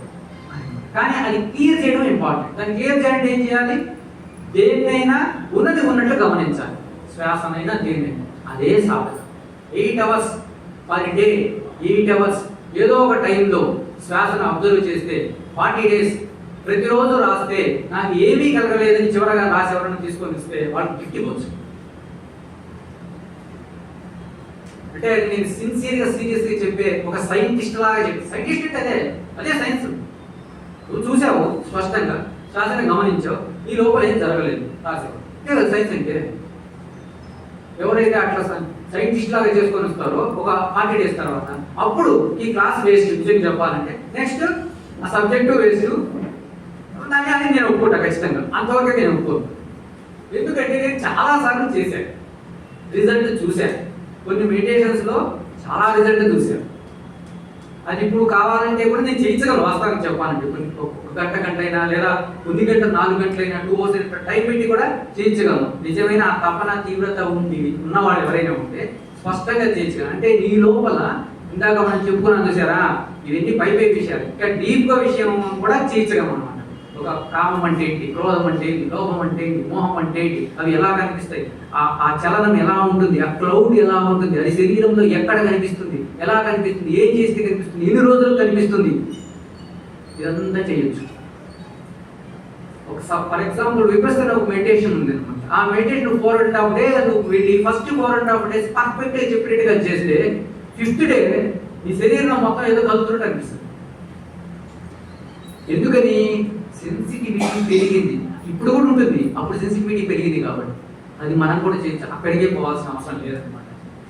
సో ఆ విధంగా మనం ఈ శ్వాసను గమనించడం ద్వారా లోపల జరిగే అణువుల కదలికల చలనాల యొక్క కదలికల ద్వారా కామక్రోధ లోభమోహ మదమాశ్చర్యాలను మనం చెప్పుకున్నాం, అహం చెప్పుకున్నాం, మమకారం చెప్పుకున్నాం. వాటిని చూసి పలుసార్లు చూసి అటెంప్ట్ చేస్తే అవి వెళ్ళిపోవడం అనేది మనం గుర్తించగలుగుతాం. అది రోజు కానీ డైరీలో రాస్తే కొన్ని రోజులు, అంటే అహంకారం మమకారం ఇవి మాత్రం కొంత టైం ఎక్కువ పడుతుంది. ఇంకా చెప్పింది అవన్నీ చెప్పలేదు, జస్ట్ వాట్ యూ రికగ్నైజ్ అనేది చెప్పాను. అంతవరకు 40 days టైం. వీటికి అయితే 2 years టైం. 2 years టైం పర్టికులర్గా సీరియస్గా ఎవరైనా దాన్ని టైం ఇచ్చి కానీ పర్ డే 8 hours టైం ఇచ్చి minimum 8 hours 8 to 8 hours sleep తీసేసేయండి. 24లో 8 పోతే 16 hours, 8 to 16 hours. మాక్సిమం చేయగలిగిన వాడు 16 చేయొచ్చు, తక్కువ చేసేవాడు 8 hours. 8 hours 2 years చేస్తే ఏమీ కలగలేదని ఎవరైనా రాసుకొని వస్తే అది వాడు చేయనన్నా చేయకుండా ఉండాలి. మెయిన్ థింగ్ చేయలేదని అర్థం. ఎందుకంటే 40 daysలోనే తేడా కనిపిస్తుంది. విత్ ఇన్ 40 days ఎక్కువ. నేను ఎందుకు చెప్తానంటే మరి అంత చెప్పకపోతే ఏం లేదని అంటారు కదా, 2వ రోజు వచ్చి ఏం లేదంటారని చెప్పి నేను 40 days చెప్తున్నాను. పర్ఫెక్ట్గా చేస్తే చాలా తొందరగా 4.5 డేలోనే తేడా తెలుస్తుంది. లేదనుకుంటే 40 days. 2 years కానీ చేస్తే ఇంకా నీకు ఈ వేదాంతం ఏం చదవాల్సిన అవసరం లేదు. సారాంశం నీలోనే ఉంది. నీకే అన్నీ నీకు తెలుసు. అంటే ఎట్లా చూడడం తెలుసు, ఎట్లా తొలగించుకోవడం తెలుసు. నీకు ఎంతకంటే ఏం కావాలి? ఎవరికైనా చెప్పాలి. ఎట్లా చెప్తే ఏమొస్తుంది? అహం పెరుగుతుంది. చెప్పినంత ఉపయోగం లేదు, అది చేసినంత ఉపయోగం. రమణ మహర్షి కానీ మహాత్ముడు అని చెప్పి నువ్వు చెయ్యి మోక్షం, నువ్వు నేను పడగొట్టు, అదే ఈ ప్రపంచానికి ఏమైనా సర్వీస్ చేస్తున్నా అంటే అది నేను పడగొట్టడమే అత్యంత తీవ్రమైన మహోత్తమైన కార్యక్రమం అని చెప్పాడు రమణ మహర్షి. అంటే దానికి మనం సహకారంగా సర్వీసుకుని మనం కూర్చోవడం చేయడము, దానికి సహకరించలేదు ఖచ్చితంగా అవేం సర్వీస్ లేదు, కానీ అది మహోత్తమైనది అనమాట. అది మనం చేయాలంటే ఈ తీవ్రమైన తపన ఉండాలి. తీవ్రమైన తపన లేకుండా 40 రోజులు కూడా పెట్టకుండా, రోజు గంట కూడా పెట్టకుండా, ఏదో విని ఏదో ఈ చెవిలో నెట్టేసి ఏం కలగలేదంటే ఏం చెప్తాం? Is not serious. అంత సీరియస్ లేని వాళ్ళతో మనం కూడా సరే ఏదో చెప్తున్నాడు మనం కూడా ఇందాం అని వినాలంతే. అంటే అది ఓపిక పట్టాలి. వాస్తవం అయితే అంత సీరియస్ ఎవరైనా చేస్తుంటే అది జరగకపోయేది లేదు, ఖచ్చితంగా జరిగింది. అంటే మొదట కూడా మనం అనుకున్నాం, నిన్న కూడా అనుకున్నాం, అక్షరాలను అక్షరాలుగా చూడకుండా భగవద్గీత కానీ, తత్వబోధ కానీ, భాగవతం కానీ, భారతం కానీ, రామాయణం కానీ ప్రతి అక్షరం వెనుక తీవ్రంగా చూస్తే, మన లోపల చూస్తే వచ్చే మానసిక స్థితిని కానీ గమనించగలిగితే సాధన అప్పుడు మొదలైనట్టు లెక్క. అది విషయం. మనం సాధన మొదలు పెట్టాం, నిన్ననే మొదలు పెట్టాం. సాధన కంటిన్యూషన్లో ఉన్నాం అన్నమాట. నిన్న మనం చూసాం. ఇప్పుడు కూడా ఒక్కసారి మళ్ళీ ఒకసారి చూడండి. నేను ఈ శరీరం 3 సార్లు నేను అంటున్నాను. ఈ 3 సార్లు అంటే మీరు మనసులో అనుకోండి, తీవ్రంగా అనుకోండి, నిజంగానే అనుకోండి. ఏదో ఆయన చెప్పాడు కదా వింటున్నాను కాబట్టి నిజంగా అనుకోండి. నేను ఈ శరీరం అంటే నాకు చాలా ఇష్టం. చిన్నప్పటి నుంచి ఈ శరీరాన్ని పెంచి పోషించాను. ఇష్టమైనవన్నీ గడ్డి తిన్నాను, తీవ్ర ఇష్టమైన స్వీట్లు తిన్నా, చాలా బాగా పెంచుకున్నా, దీన్ని బాగా మేకప్ చేసుకుంటా. ఇదే నేను. ఈ సమయంలో మీ మానసిక స్థితి ఏంటి? అదే అహం. ఒక పరిమితమైన వస్తువుతోటి తాదాత్మ్యం చెందినప్పుడు మొట్టమొదట వచ్చేటువంటి అనుభూతి అహం. ఎట్లా పుడుతుంది అంటే, ఏదైనా ఒక పరిమితమైన వస్తువుతో, ఇది పరిమితం శరీరం, ఈ పరిమితమైన వస్తువుతో తాదాత్మ్యం చెందాం. ఇది నేను అనుకున్నాను. ఆ నేను అనుకున్నప్పుడు సృష్టి ధర్మం, సృష్టి సహజంగా జరిగే ప్రక్రియ ఏంటంటే వెంటనే ఒక అనుభూతి వస్తుంది, ఒక మానసిక స్థితి క్రియేట్ అవుతుంది. మనసులో శరీరము మనసు కలిగిన ఒక సూక్ష్మమైన ప్రదేశంలో చలనం వస్తుంది. ఆ చలనమే అహం. అలాగే ఇది నాది, ఈ కారు నాది, ఈ ఇల్లు నాది, ఇల్లు బ్రహ్మాండం కట్టించుకున్నా, అద్భుతంగా కట్టించుకున్నా, ఎంత బాగా కట్టించుకున్నా, నా ఇష్టం వచ్చినట్టు కట్టించుకున్నా. ఈ ఇల్లు ఏదైనా అవుతుందంటే నేను తట్టుకోలేను. ఈ పిల్లలు ఏమైతున్నా తట్టుకుని, ఈ పిల్లలు నా పని ఇష్టం చిన్నప్పటి నుంచి పెంచుకున్నా, ఈ పిల్లలు పోషించాలి, పెద్దవాడిని ఐఏఎస్ చేయాలి. ఇలా ఒక 10 నిమిషాలు ఆలోచించండి. ఆ ఆలోచిస్తూ సడన్గా ఆపేయండి. ఆపేసి లోపల మానసిక స్థితిని గమనించండి. అది మమకారం. అది మళ్ళీ గమనించండి, సాక్షిగా గమనించండి, అటెంప్ట్ చేస్తూ ఉండండి. అప్పుడు ఆ మమకారం ఏమవుతుంది? దాని మీద ఎవరి దృష్టి పడింది? చూసేవాడెవడు? చూడబడేది ఏమిటి? ఇంకొక రహస్యం. ఎప్పుడైతే ఒక దాన్ని చూస్తున్నామో ఆ చూసేటప్పుడు గతం తాలూకు ఆలోచనలు కానీ, అనుభూతుల యొక్క స్పర్శ లేకుండా కానీ చూస్తే అప్పుడు ఏమవుతుంది? పరిశీలింపబడేది, పరిశీలించేవాడు 2 విభజన ఉండదు, ఒకటే అవుతుంది. నేను అనేది ఆ క్షణంలో లేదు, అదే ప్రస్తుత క్షణం. తర్వాత నేను ప్రస్తుత క్షణం చూశాను అంటాం, కానీ ఆ సమయంలో ప్రస్తుత క్షణం చూశాను అని చెప్పేవాడు ఉండడు. It's very very important point. తర్వాత అనుభూతి చెందానని చెప్తున్నాం, కానీ ఆ క్షణంలో అనుభూతి చెందానని చెప్పేవాడు లేడు. లేకుంటేనే అనుభూతి, వాడు ఒకవేళ ఉంటే అది అనుభూతి కాదు. ఏంటి ఇది మనకు టెస్టింగ్ అనమాట. ఎస్, ఇది అవునా కాదా అని చెప్పుకోవడానికి అనమాట. తర్వాత ఇంకోటి, ఇవి మనం ఎందుకు చెప్తున్నాం అంటే ఇది మిస్ కాకూడదని ప్రతి ఒక్కటి చెప్పుకుంటూ పోతున్నాం అనమాట. మళ్ళా తర్వాత మనకు టైం కుదరదు కదా. నిన్న ఈరోజు 2వ తారీఖు, నిన్న 1వ తారీఖు, 30, 29వ తారీఖు నేను స్పెషల్గా కాపీ చేశాను. 30వ తారీఖు స్పెషల్గా కాపీ చేశాను. నిన్న 1వ తారీఖు కూడా స్పెషల్గా కాపీ చేశాను. నేను 28వ తారీఖు కాపీ చేసి తాగితే ఒక రుచి ఉంది. ఏముంది? నేను చెప్పే ప్రతి వర్డ్లో ఎందుకు ఆ వర్డ్ ఉపయోగిస్తున్నాను, వేరే వర్డ్ ఉపయోగించడం అనేది దానికి కారణం ఉంది. ఒక రుచి ఉంది అంటున్నా, ఇంకేమన్నా తర్వాత చెప్తా ఏమంటాను.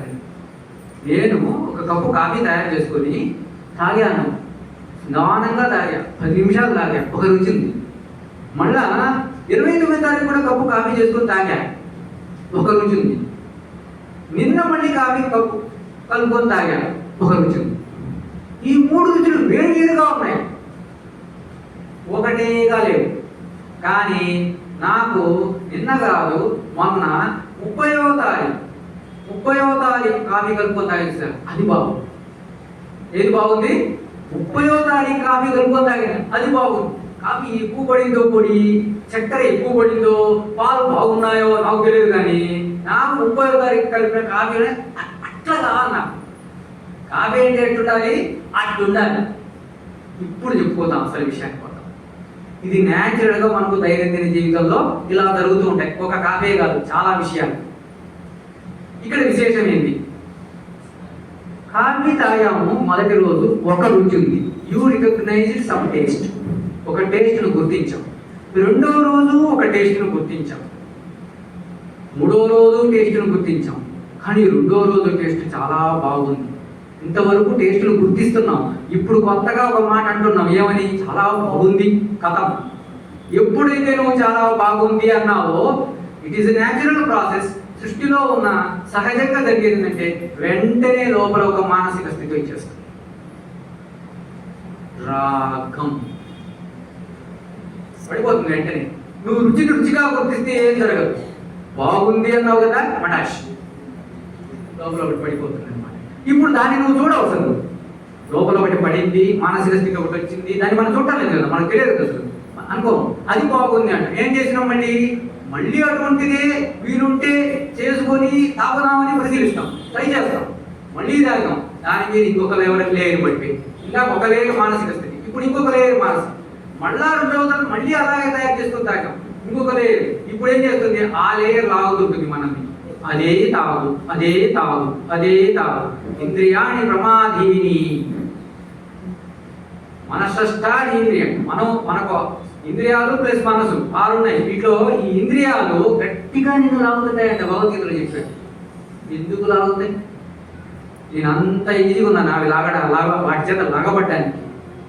వాటికి అవకాశం ఇచ్చా, లాగు నన్ను అని అవకాశం ఇచ్చాడు. మొదటి రోజు తాగా బాగుంది అనుకున్నా, 2వ రోజు తాగా బాగుంది అనుకున్నా, అదే చేసుకున్నా, మళ్ళీ అదే చేసుకొని తాగుతా. నువ్వు మెల్లగా ఒక చిన్న లేరు, మళ్ళా ఒక లేరు, అది తాడు బాగా పెన వేసుకుని పోయింది, గట్టి తాడైపోయింది. ఇప్పుడు ఆ తాడు నేను తాగుతుంది.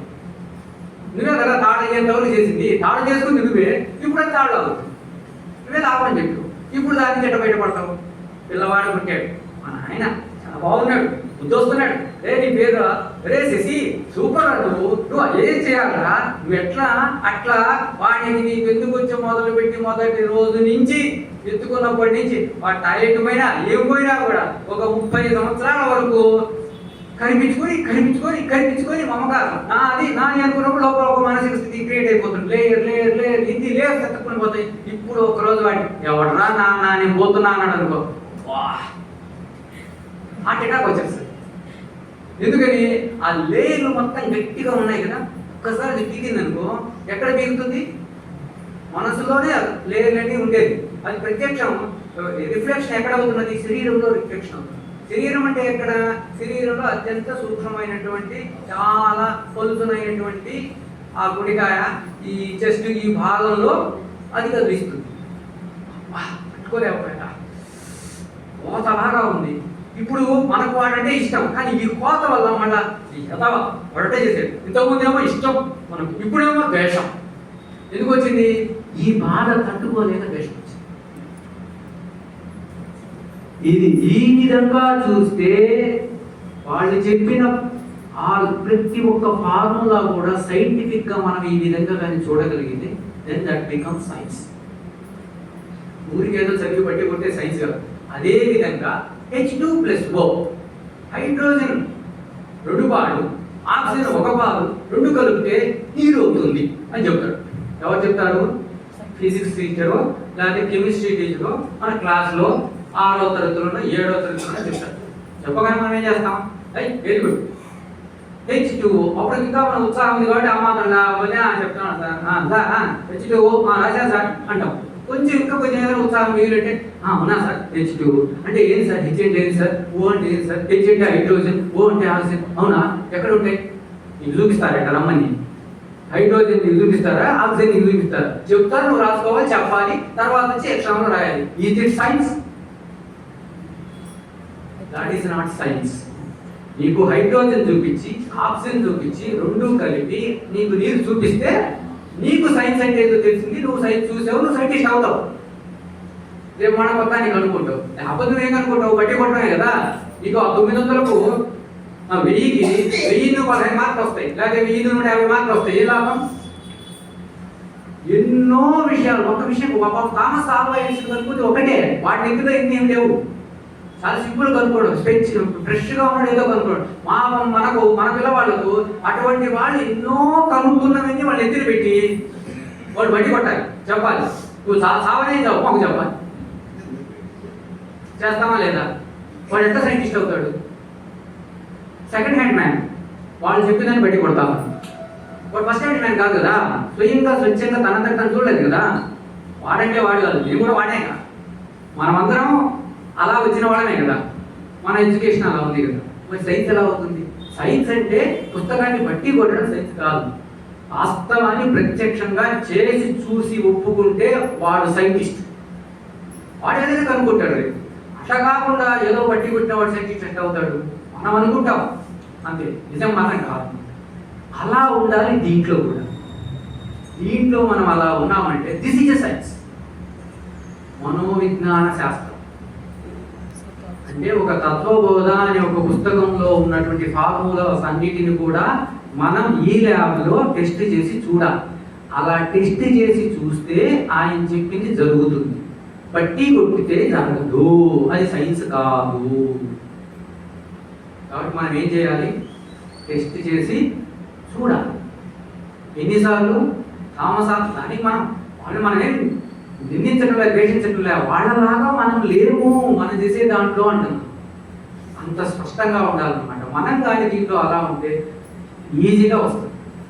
మనం కూడా 2000 సార్లు ట్రై చేద్దాం, 10,000 సార్లు ట్రై చేద్దాం. ఏమైపోతుంది చూద్దాం. రాగం అనేది తెలుసుకునేంత వరకు వదలకూడదు. శ్వాసను గమనిస్తున్నాం, రాగం అనేది చూడాలి అని పెట్టుకోవాలి. 40 days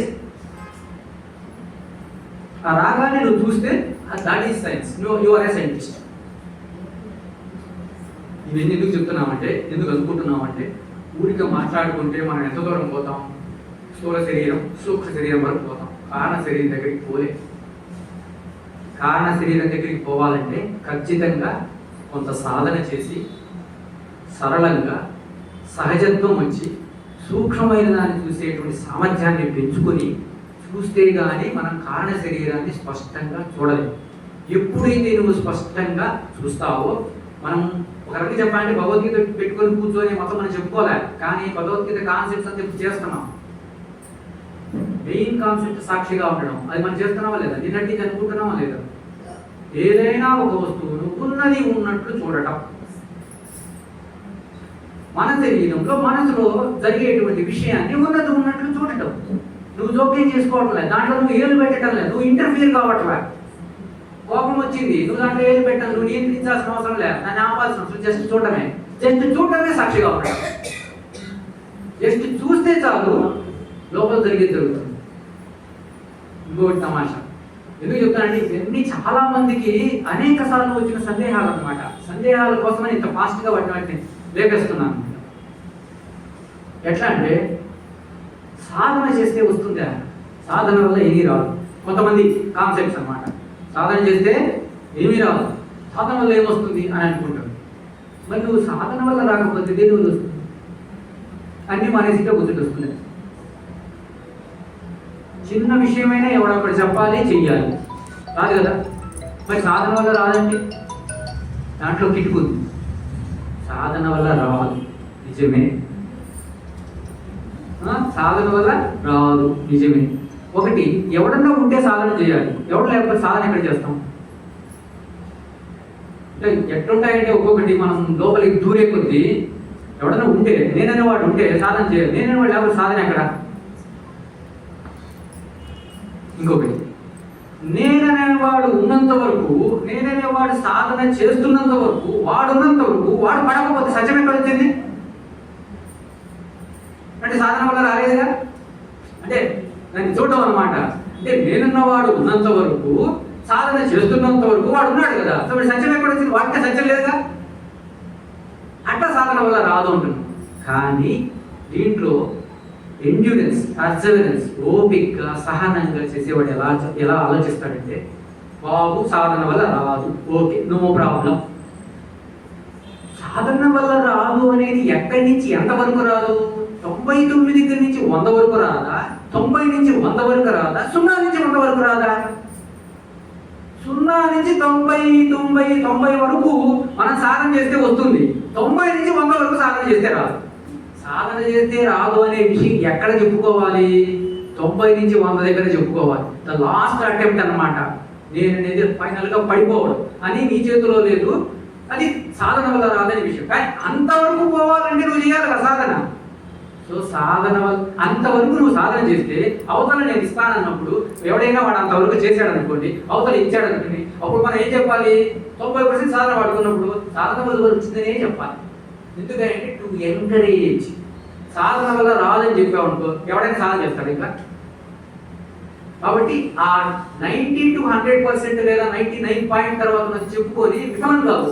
అది చెప్పుకున్న తర్వాత విఫలం అవుతాం, ఫీల్ అయిపోతాం, నిరుత్సాహపడిపోతాం, నీరసపడిపోతాం. అది కాదు మనం ఉత్సాహపడే చెప్పుకోవాలి. నువ్వు 90 వరకు ఎట్లా పోవాలో ముందు చెప్పు. అంతవరకు పోయిన తర్వాత వాడు ఏం చెప్పారు అది వస్తుంది. ఇంకా మనం చేయాలని చెప్పుకోవాలి. వాడిని అంతవరకు చేసినప్పుడు చాలుగా. అంటే సాధన ఉంది కదా. అంతవరకు శ్వాసను గమనించాలి. ఎంతవరకు? 90% పోయేంత వరకు శ్వాసను గమనించాలి. 90% పోయేంత వరకు ఉన్నది ఉన్నట్లు గమనించాలి, సాక్షిగా ఉండాలి. వన్స్ నువ్వు 90% వెళ్ళిన తర్వాత నువ్వు వద్దనుకున్నా సాక్షిగా ఉండకుండా ఉండలేవు. ఇంకొకటి, అంతవరకు వెళ్ళిన తర్వాత దానంతట అదే వస్తుంది. ఒకటి ఇవ్వాల్సిన అవసరం లేదు. అంటే నువ్వు 90% దగ్గరికి పోవడం వరకే సాధన అవసరం. అంటే సాధన అవసరమే, సాధన వల్లనే వస్తుంది అనే చెప్పుకోవాలి. 90% ఉన్నవాడితో వాగ్వాదం కోసం మాత్రం చెప్పుకున్నప్పుడు సాధన వల్ల రాదని సంతృప్తిగా చెప్పుకొని ఆనందపడవచ్చు. కానీ మామూలుగా అయితే చిన్నపిల్లవాడికి కానీ ఎవరికైనా 90% పోయేంత వరకు సాధన వల్ల వస్తుందని చెప్పుకోవాలి. చక్కగా నిజంగా కూడా వస్తుంది. నువ్వు అంతవరకు పోయిన తర్వాత ఆటోమేటిక్గా వస్తుంది. అదనమాట. మనం ఏంటంటే ఒక్కొక్కసారి హైయెస్ట్ దాన్ని చూసి లోయెస్ట్ మనం చేయాల్సిన విషయం ఆ తప్ప పడుతుంది. సో ఇక్కడ మనం ఆ పాయింట్ కూడా చెప్పేస్తాం. అంటే మళ్ళీ ఒక్కొక్కసారి మనం అంతా ఇంటికి పోయిన తర్వాత ఎవరెవరు అంటారు సాధన వల్ల ఏంటంటే ఫినిష్, ఏం మళ్ళీ చేసే దగ్గర వదిలేస్తాం. అక్కడనే ఏ దగ్గరనే 0 దగ్గరనే వదిలేస్తాం. 10 దగ్గర కూడా పోము. ఖచ్చితంగా 99% ఎంత మహాత్ముడు చెప్పనే కాక సాధన వల్ల రాదని, అది తప్పు. ఎందుకంటే 90% దాటిన వాడి దగ్గర చెప్పాల్సిన మాట. ఆ మహాత్ముడు చెప్పాడు, ఆయన మనం తప్పు అంటాం. ఆయన కరెక్ట్, ఎందుకంటే ఆయన 100% కాబట్టి. మనకెట్ట కరెక్ట్ అవుతుంది? మనకు కరెక్ట్ కాదు, మనకు సాధన చేస్తే. చిన్న విషయాలు కోపము, కామము, ద్వేషము, రాగము అంటేనే మనకు తెలియదు. గమ్మున సాధన చెప్పి కూర్చుంటే పడిపోతాయి, పడదు కదా. కాబట్టి అది తెలుసుకోవాలి. అంటే పురుష ప్రయత్నం, రమణ మహర్షి కూడా ఏం చెప్పాడు? పురుష ప్రయత్నానికి దైవానుగ్రహానికి సమానమైనటువంటి విలువ ఇవ్వాలి అన్నాడు. కాబట్టి ఖచ్చితంగా పురుష ప్రయత్నం ఉంది, చెయ్యాలి. మనం వింటున్నాం, ఇదే పురుష ప్రయత్నం. అమ్మ చెప్తుంది, ఇదే ఎరుక అనేది కూడా క్రియ అంట.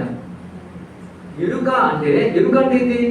ఊరికి ఉండడం, ఆలోచన నేను కదలనప్పుడు నేను ఉన్నట్లుగా నన్ను నేను గుర్తిస్తూ ఉండడం, అది ఎరుక. అదేమి క్రియ? అది కూడా క్రియే ఉంటుంది. అంటే డీప్గా లోపలికి పోయే కొద్దీ ఎంతో ఉంటాయి. నిజంగా చెప్పాలంటే అవన్నీ అవసరం లే. ఇంకా మనం అనుకున్నాం చూసారా, ఒక చోట ఎక్కడో కూర్చున్నటువంటి ఒక సన్యాసికి ఇన్ని అవసరం లే.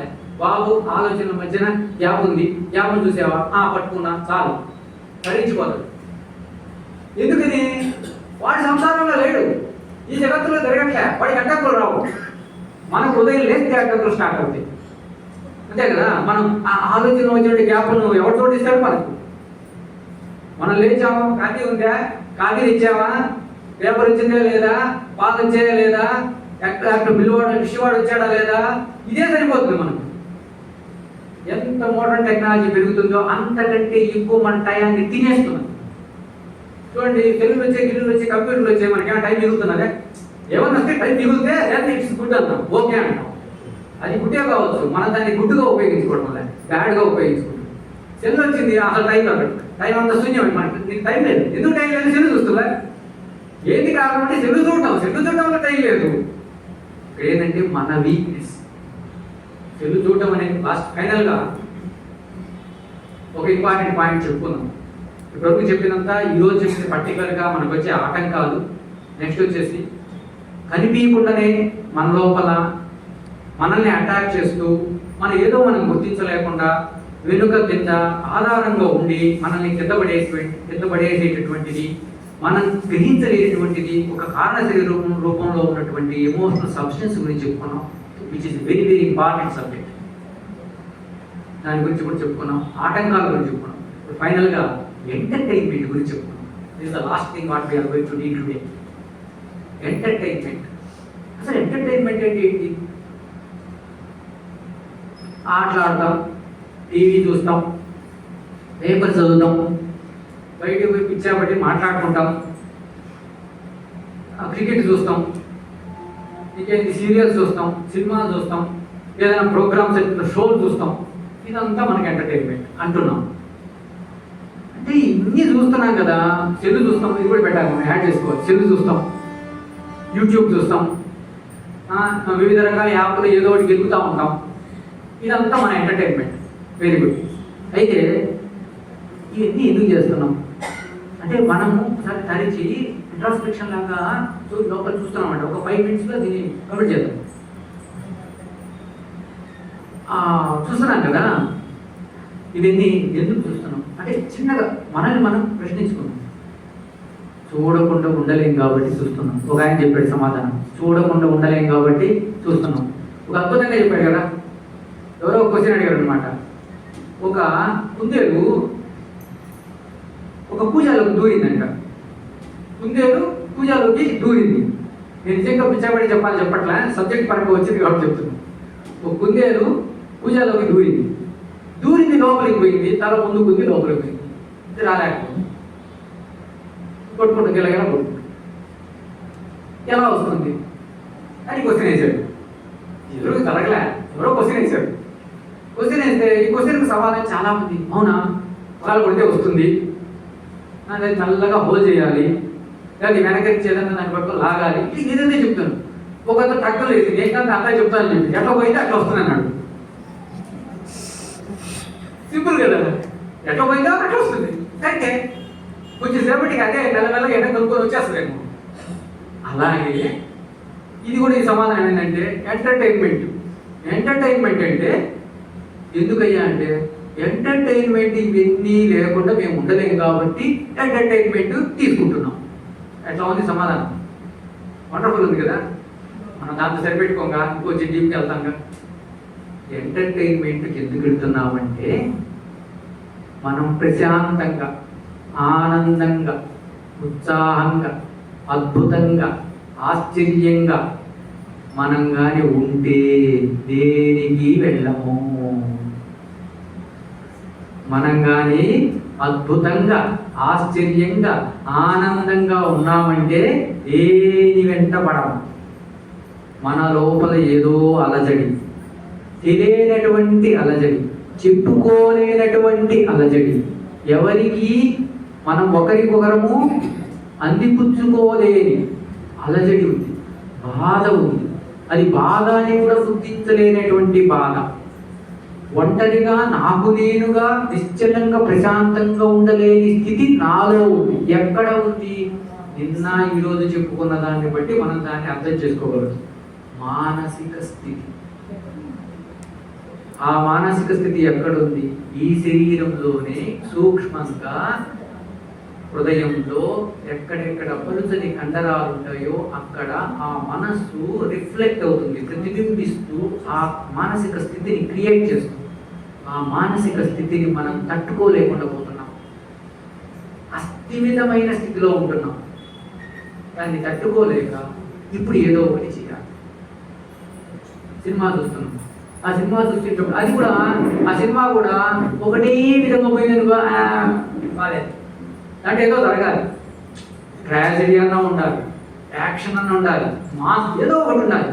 అప్పుడు మాత్రం ఎందుకని ప్రతి ఒక్కటి కూడా మన జీవితంలో ప్రతి ఒక్కటి కూడా చాలా ఇంపార్టెంట్ అనమాట. ప్రతి ఒక్కదాన్ని తరచి మనం టెస్ట్ చేయాలి. ఎలా అంటే సినిమాలో ఒక ట్రాజడీ ఉందనుకో, వచ్చాడు చేతులు కత్తుంది, పుడుస్తాడో తెలియదు, చూపిస్తుంటాడు. మనం పుడుస్తాడు, ఎవడతాడు చూపిస్తాడు. ఇక్కడ అమ్మాయి ఏదో తెలియకుండా అట్ట పోయినట్టు ఉంటుంది. అమ్మాయి అంటే అసలు తెలియకుండా పోతుంది, గమనించుకోవట్లేదు. మీరు ఎక్కడ పుడుస్తాడో మనం టెన్షన్ పడతాం. నిజంగా అక్కడ లేదు, యాక్టర్నే కదా మొత్తం, ఆడ ఏమీ ఉండదు. తమాషా ఏం చేసినా నెక్స్ట్ చెప్పుకుందాం ఇంపార్టెంట్ పాయింట్. ఇప్పుడు టెన్షన్ పడుతున్నాం ఏమవుతుంది? మానసిక స్థితిలో మార్పులు జరుగుతూ ఉన్నాయి. మన మానసిక అట్లా ఏదో ఒక మార్పులు జరుగుతూ ఉంటే మనం తట్టుకోగలుగుతాం. ఒకటే విధంగా ఉంటే తట్టుకోలేము.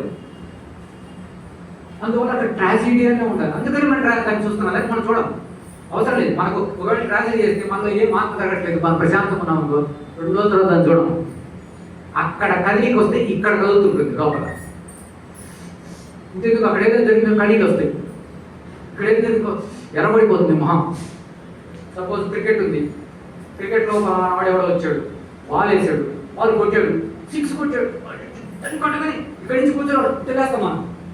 ఎందుకని అక్కడ లేచేది బాలు, మనం ఇక్కడ లేచిపోతా ఉంటాం. ఎందుకంటే ఆ బాలుతో మనం తాదాత్మ్యం చెందిపోయాం. అంటే చూసే ప్రతి ఒక్క దానికి మన లోపల రియాక్ట్ అయ్యేటువంటిది ఉంది. అదే మానసిక స్థితి. మనసు శరీరం కలిసినప్పుడు వచ్చేటువంటి స్థితి. అది సంవేదనలనండి, లేదంటే చలనాలనండి, అంటే యాటమ్స్ ఆఫ్ ఎమోషనల్ సబ్స్టెన్స్ అనండి, ఏ విధంగానండి ఆ మూమెంట్ ఏదైతే ఉందో ఆ మూమెంట్ కదులుతూ ఉండాలి. కదులుతూ ఉంటే మనం పోతే అట్లా కదలకుండా మనం తట్టుకోలేము. పోనీ నిశ్చలంగా ఉన్న స్థితి మన ఆల్రెడీ ఉందనుకోండి, అప్పుడు అసలు మీకు చూడం. మనలో ఆ నిశ్చలంగా, స్థిమితంగా, ఆనందంగా, అద్భుతంగా, ఆశ్చర్యంగా ఉన్న స్థితి లేదు. కాబట్టే చూస్తున్నాం. అయితే చూస్తున్నాం కదా, మరి ఎంటర్టైన్మెంట్ అది చాలా ఉన్నాయి. ఇప్పుడు మనం అనుకున్నవి ఎంటర్టైన్మెంట్ ఉన్నాయి కదా, వీటన్నిటిని ఎలా చూడాలి? చాలా ఇంపార్టెంట్ విషయం అనమాట. వాటిని ఎలా చూడాలి? నిజంగా ఏముంది అక్కడ? ఇంకొంచెం డీప్గా వెళ్ళామనుకోండి. ఇంతవరకు చెప్పుకునేది ఏంటంటే అది చూసి రియాక్ట్ అవుతున్నాం. ఇప్పుడు చెప్పుకునేది ఏంటంటే అక్కడ ఏముంది. ఫర్ ఎగ్జాంపుల్ క్రికెట్ తీసుకుంది, బాల్ 6 కొట్టాడు, బాల్ వచ్చింది, పట్టుకొని కొట్టాడు, లేచింది, మనం చూస్తాం. కరెక్ట్గా అలా చూసేటప్పుడు మనం ఎలా చూస్తున్నాం? తీవ్రంగా అవధానపూరితంగా చూస్తున్నాం. ఒకరికి చెప్పాలంటే అటెన్షన్ పూర్తిగా పే చేస్తున్నాం. అదంతా క్షణంలో కొత్త భాగమే, పూర్తిగా మన అంత మనం అటెన్షన్ పే చేయం. కొంత క్వాలిటీ పడింది, అది 6 దగ్గర పడిందో, బౌండరీ దాటిందో, బౌండరీ యూతల పడిందో అనేంత దూరం పోయేంత మనం చూసే చూపు వేరుగా ఉంటుంది. ఎప్పుడు ఇది బౌండరీ పడిపోయిందో మన చూపు అనుకోండి, అరే 4 కొట్టాడు, అరే 6 కొట్టాడు. అయితే ఎప్పుడైతే 4 కొట్టాడు, 6 కొట్టాడు అన్నామో ధర తెర నుంచి కింద పడ్డా, ఇంతవరకు తెర దగ్గరికి వెళ్ళిపోతాం. అంటే మన కాన్సన్ట్రేషన్ ఎలా ఉంటుందంటే, మన అవధానత ఎలా ఉంటుంది చూసేటప్పుడు, అది ఎక్కడ పడుతుందో తెలియదు. అద్భుతంగా కొట్టాడు, పట్టగానే ఎగిరింది చూస్తున్నాం, అక్కడ అద్భుతాన్ని చూస్తున్నాం. ఆనందంగా ఆశ్చర్యమైన స్థితి మనలో ఉంటుంది, మానసిక స్థితి ఏర్పడిపోతుంది. ఎప్పుడైతే బాల్ బౌండరీ దాటిందో మనం వెంటనే కామెంట్ వచ్చేస్తుంది, మన గతం ఎంటర్ అయిపోతుంది. అదే కొట్టినవాడు ఎవడు? మనవాడే, ఈ మందే, నేను నచ్చితే కథ తినవాడు. అంటే ఈ మమకారం, అహంకారం అనేవి గతంతో పాటు ఆ ఆలోచనలు కంపారిజన్తో పాటు వచ్చేస్తాయి. అలా చూడకుండా నువ్వు సినిమా ఎంటర్టైన్మెంటే చూస్తున్నావు, కానీ ఈ గతాన్ని ఇంటర్ఫీర్ కానివ్వకుండా చూసావు. బాల్ ఎగిరింది చూస్తున్నావు, బౌండరీ దగ్గర పడినా కూడా బౌండరీనా ఎవరు కొట్టారు, నావాడు కొట్టాడా, మల్టీ కొట్టిందా, ఇదేటువంటి ఆ కామెంటరీ ఇంటర్ఫియర్ కాకుండా కానీ గమనిస్తే ప్రతి ఒక్కటి క్లీన్ బౌల్డ్ అయింది. వాళ్ళు ప్రమాణంగా వచ్చింది, క్లీన్ బౌల్డ్, వాళ్ళు వెళ్ళిపోయింది, వాడు వెళ్ళిపోయాడు. ఎవడు వెళ్ళిపోయాడో, ఎవడు బాల్ వేశాడో, బాల్ ఎలా వచ్చిందో కొట్టింది పోయింది. ఇదే గమనించాం. బాల్ వేసిన వాడు నా టీం వాడు, నేను నచ్చిన ఫలానా వ్యక్తి, బాల్ పడిపోయింది, వికెట్ పడిపోయింది, థర్డ్ వాడు అవతల పార్టీ, ఇవన్నీ ఆలోచనలు లేకుండా కానీ దాన్ని చూసే దృశ్యాన్ని యు ఆర్ ఎట్ తెర. అంటే మన జీవితంలో అడుగడుగున క్షణంలో కూడా జగత్తులో కూడా ఏదైతే వాస్తవం అంటున్నామో, జగత్ సత్యం బ్రహ్మ విద్య నిన్న వచ్చింది. అంటే రియాలిటీ, వాస్తవం ఏదైతే ఉంది. నేను దాన్ని యాక్చువల్గా కరెక్ట్ అని చెప్పట్లే, వెంటనే అనుకుంటారేమో నేను దాన్ని చదివాను కాబట్టి కరెక్ట్ అని. చూస్తున్నాం ల్యాబ్లో చూస్తున్నాం. దేన్ని మనం కరెక్ట్ అని చెప్పట్లే, ల్యాబ్లో చూస్తున్నాం అంతే. దేన్ని కరెక్ట్ అని చెప్పినా, కరెక్ట్ అని చెప్పిన వాడు ఒకటి ఏర్పడిపోయింది ఇక్కడ. దానికి సంబంధించిన మానసిక స్థితి వస్తుంది కాబట్టి తెరకు దూరం అయిపోతాం. అదే టెక్నిక్. అందుకనే అద్వైతంలో ఏం చెప్తారు, ఎవరన్నా తెలుసు అన్నాడు అనుకోండి, ఫినిష్, వాడికి తెలియదు. ఎందుకని తెలుసు అన్న క్షణంలో ఎవడొచ్చాడు, నేను అనే ఎమోషనల్ సబ్స్టెన్స్ వచ్చేసింది. అది అడ్డుపడింది కదా తెరకు. వాడు అక్కడ సత్యం ఎక్కడ ఉంది, ఎగిరిపోయింది సత్యం. కాబట్టి తెలుసు అంటే కథ, తెలుసు అనే కన్క్లూజన్ వెంటనే ఈ సృష్టిలో సహజమైన ఒక ప్రక్రియ ఏర్పడిపోయి నిన్ను దూరం చేసేస్తుంది, ఎవరినైనా దూరం చేసేస్తుంది తెలుసు అనుకున్న వెంటనే. కాబట్టి తెలుసు అనుకుంటే నువ్వు తెరకు దూరం అయిపోతావు. తెలియదు అనుకుంటే తెరకు దగ్గరయ్యే అవకాశం ఉంది. If I don't know anything అనుకుంటే తెరకు దగ్గరయ్యే అవకాశం ఉంది. కానీ తెలుసు అనుకుంటే తెరకు దూరం అయిపోతాం. Very very important. అలాగే గతాన్ని తీసుకొచ్చి కంపారిజన్ చేసుకుంటున్నా కూడా మనం గతానికి మనం తెరకు దూరం అయిపోతాం. నువ్వు ఎంటర్టైన్మెంట్ ఏదైనా పర్వాలేదు, సీరియల్ అయినా ఏదైనా చూడండి. ఒక అమ్మాయి వచ్చింది, వాళ్ళ అత్తగారు వచ్చారు, కొట్టారు. అత్తగారు వచ్చారు, ఓకే, కొట్టింది, వెళ్ళింది, అంతవరకే ఉండాలి. అత్తగారు వచ్చినా కూడా కోడలు ఇలాగా కూర్చుంటుందా, కథ ఎంటర్ అయిపోయింది ఎమోషనల్ సబ్స్టెన్స్ మనలో వల్ల. అరే ట్రెడిషన్లో ఏం చెప్పారు సంప్రదాయంలో, అసలు సాంప్రదాయం పాటించడం లేదు. చూసారా, కళ్ళు మారిపోయినాయి, ఉద్వేగం మారింది, శరీరం మారింది. అంతే, ట్రెడిషన్లో అలా చెప్పారు కానీ ఈ అమ్మాయి ఇక్కడ చేయలేదు అనుకుంటే మనలో కూడా ఎమోషన్ జరగదు. విషయము అదే, కానీ మాట్లాడుకునే తీరులో, చూసే తీరులో, ఎమోషనల్ లెవెల్స్లో మార్పు ఉంది. ఎప్పుడైతే నువ్వు మళ్ళీ అంటావో దాన్ని అతుక్కోవడం జరుగుతుంది. ఎప్పుడైతే అతుక్కోవడం జరుగుతుందో వెంటనే ఎమోషనల్ సబ్స్టెన్స్ దిగిపోతుంది, మానసిక స్థితి మారిపోతుంది. మానసిక స్థితి మారిపోయిందా, దాంతో నీకు అటాచ్మెంట్ ఏర్పడిపోయింది, నువ్వు దూరం అయిపోయావు తెరకు. కాబట్టి దేన్ని కూడా మళ్ళీ అనుకోకూడదు, గాఢంగా అనుకోకూడదు.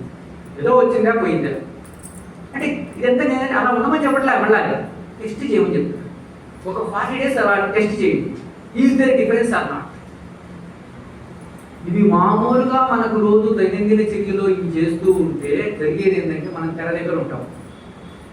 అందుకని గృహస్థులకు చాలా ఫాస్ట్గా జరుగుతుంది సాధన. నిజంగా కానీ సాధన చేయడం మొదలు పెడితే సన్యాసుల కంటే కూడా గృహస్థులకు చాలా ఫాస్ట్గా జరుగుతుంది.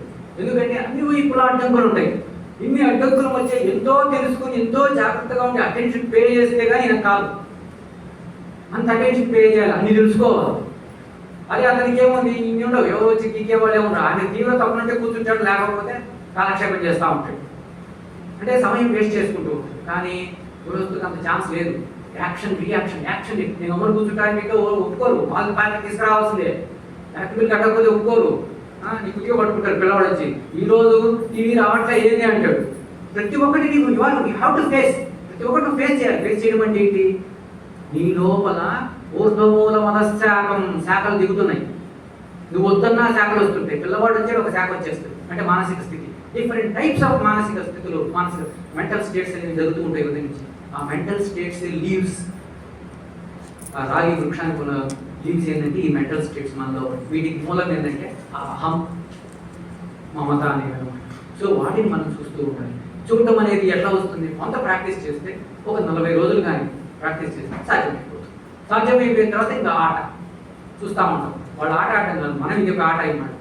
ఏం ఆట, స్థూల శరీరం ఉంది, లోపల సూక్ష్మ శరీరం, ఆలోచనలు ఉన్నాయి, మాటలు ఉన్నాయి, నెక్స్ట్ మమకారం ఉంది, అహంకారం ఉంది, ఇంద్రియాలు ఉన్నాయి. వీటి మధ్యలో తెర ఉంది, గోల్ ఉంది. అక్కడ గోల్ దగ్గరికి ఈ బాల్ తీసుకుపోయేయాలి. వీటి మధ్యలో ఈ ఆట కానీ మనం ఆట మొదలుపెట్టి నేర్చుకుంటే ఈ బాల్ తీసుకుపోయి ఆ గోల్లో వేయాలి. గోల్ అంటే తెర, బాల్ అంటే ఏంటి? నేనంటే వ్యక్తిత్వం. నేను శ్రీధర్ బాబు అనే దాన్ని తీసుకుపోయి అక్కడ వెయ్యాలి. ఎందుకంటే రమణ మహర్షి ఏం చెప్తాడు? లోతుగా తవ్వు, అన్వేషణ చెయ్యి, లోపలికి ఏడు. దానికి ఒక చిన్న ఎగ్జాంపుల్ ఏంటంటే, భూమి ఉంది గుండ్రంగా, పైన తవ్వుతూ ఉన్నాం. ఈ విషయాన్ని పెట్టి తవ్వుతున్నాం. లాస్ట్కి ఏమవుతుంది? ఇటువైపు నుంచి తవ్వుతూ ఉంటే ఏమవుతుంది? మొత్తం మట్టి అంతా తీస్తున్నాం లోపలికి. మొత్తం మట్టి అంతా తీస్తే ఏమవుతుంది? అటువైపు వెళ్తాం, అంతే కదా. ఇటువైపు ఏముంది? అటువైపు ఇప్పుడు కొత్తగా వచ్చింది ఏంటి? ఏమీ లేదు, ఆకాశం వచ్చింది. తవ్వుతూ పోతే ఆకాశం వచ్చింది. ఆ ఆకాశం లేదా? ఇటు కూడా ఉంది. కానీ ఏం చెప్తున్నాడంటే, అలా తవ్వుతూ ఆకాశంలో పడిపోయేవాడికి నువ్వు ఎవడో తెలియబడబోతుంది, అంటే కలిసిపోతావు, కథం అయిపోతాం. అందుకని తవ్వమన్నాడు. ఎప్పుడైతే మూలం దగ్గరికి లోపలికి వెళ్ళడం, నేను మొట్టమొదటి నేను అనే పదం ఉపయోగిస్తాం. తర్వాత శబ్దాన్ని గుర్తిస్తాం. శబ్దం గుర్తించే భావాన్ని గుర్తిస్తాం. నేను అనే భావాన్ని గుర్తిస్తాం. ఆ భావం అలా గుర్తించడం మొదలుపెట్టి మూలం దగ్గరికి వెళ్తాం. అది ఏమీ ఉండదంటే ఏముంటుంది? ఆకాశం, ప్రకృతి. అంటే నేను అనేది లేకుండా పోతుంది. ఒక విషయం చెప్పుకుందాం. ఏంటంటే, మనం ఇంతమంది కూర్చొని ఉన్నాం. ఇంతమంది కూర్చుంటే మనం ఏమనుకుంటాం? విడివిడిగా ఉన్నాం అనుకుంటున్నాం, విడివిడి వ్యక్తులం అనుకుంటున్నాం. నేను శ్రీధర్ బాబు, రవికుమారు, ప్రసాద్ గారు, ఇట్లా డిఫరెంట్ సుబ్రహ్మణ్యం గారు, ఇట్లా అనుకుంటున్నాం కదా. ఒక క్షణకాలం, ఒక నిమిషం కాలం ఈ బ్యాగులన్నీ తీసి పక్కన పెట్టామనుకోండి. శ్రీధర్ బాబు, సుబ్రహ్మణ్యం గారు, రవికుమారు, వీళ్ళ గతము ఇవన్నీ తీసి పక్కన పెట్టామనుకోండి. అప్పుడు ఇక్కడ ఉండేది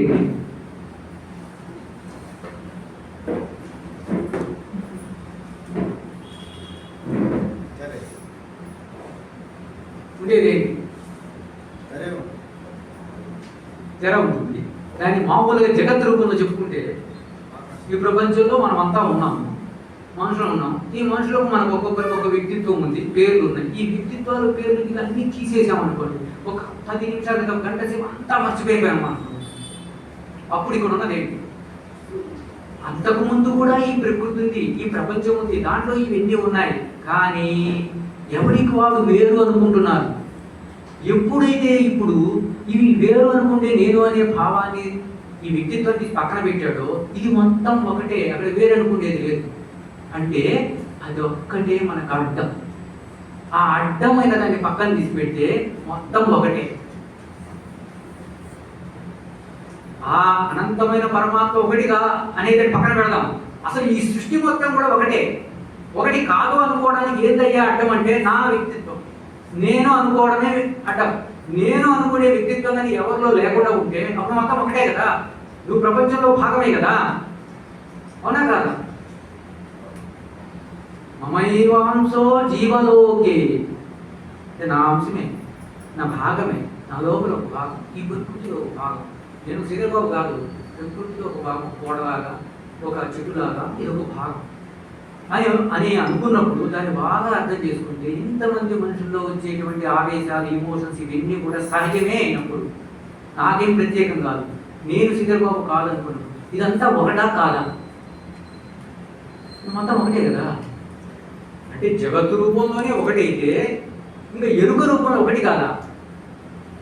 దీన్ని మనం పలుసార్లు, ఇప్పుడు మనం ఏంటంటే ఒకసారి జస్ట్ అనుకొని సిద్ధాంతపరంగా ఆలోచించి చూసాము, అలా కాదు, కాంటెంప్లేట్ చేయాలి. అంటే కూర్చున్నాం, ఒక 10-15 సార్లు దాన్నే అనుకుంటూ, అనుకున్నప్పుడు వచ్చిన మానసిక స్థితి ఏదో గుర్తిస్తూ అలాగే చేస్తూ ఉన్నప్పుడు రిజల్ట్, అవుట్కమ్ అనేది వస్తుంది. మనం ఎన్నిసార్లు అనుకుంటే నా కొడుకు అనే దాని వాడి మీద ఎంత మమకారం పెరిగింది, అన్నిసార్లు అనుకుంటే కానీ దీని మీద అంత మమకారం. అదే నిసర్గదత్త మహారాజు, ఆదిశంకరాచార్య చెప్పింది, వాడితే చెప్పింది ఒకటే. ఏమంటారు? భ్రమర కీటక జ్ఞానం.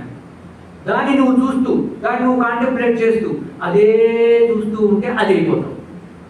అంతేకాని ఒక్కసారి తెలుసుకుంటే అయిపోతావు అని కాదు. ఇప్పుడు మనం తెలుసుకున్నాం, అయిపోతామా? కా నువ్వు రోజుకో ఒక గంట కూర్చొని ఆ గంట కూర్చున్నప్పుడు 10 సార్లు అదే అనుకున్నప్పుడు ఆ మానసిక స్థితిని గుర్తిస్తూ ఆ మానసిక స్థితితో అటాచ్ అయిపోతూ, ఇక్కడ అటాచ్ అన్నా జనరల్గా మనం ఏమనుకుంటున్నాం, డిటాచ్ అనుకుంటాం. ఇక్కడ నేను అటాచ్ అవుతుంది. ఎందుకని? జగత్ సత్యం బ్రహ్మ విద్య అనే దాంట్లో అటాచ్మెంట్ ఉపయోగపడుతుంది. సారీ, బ్రహ్మ సత్యం జగత్ విద్య అనే దాంట్లో అటాచ్మెంట్ ఉపయోగపడుతుంది. అలా కాకపోతే జగత్ సత్యం బ్రహ్మ విద్య అనే దాంట్లో అటాచ్మెంట్ డేంజరస్. మనం చేసే పని ఏంటి? యాక్చువల్గా సిద్ధాంతపరంగా దేన్ని మనం ఒప్పుకోం, కానీ చేసే పని ఏంటంటే జగత్తు సత్యమని దాంతో ఎప్పుడు తాదాత్మ్యం కూర్చుంటున్నాం. అది మాత్రం కాదంటాం సార్. దాంట్లో ఉన్న ఫార్ములాలు మాత్రం ఎస్ ఆయన చెప్పిన ఫార్ములా తప్పు అని చెప్తాము. కానీ మనం చేసి పుట్టినప్పటి నుంచి చచ్చిపోయేంత వరకు మధ్యలో తెలిసినప్పటి నుంచి మనం చేసే పని ఏంటి? అదే చేస్తున్నాం. ఏం చేస్తున్నాం? జగత్ సత్యం బ్రహ్మ విద్య అనేది మనం చేస్తున్నాం. దానికి డిటాచ్గా ఉంటూ ఆదిశంకరాచార్యులు చెప్పింది ఏంటి? బ్రహ్మ సత్యం జగన్ మిథ్య. దాన్ని పట్టుకోవాలి. దేన్ని పట్టుకోవాలి?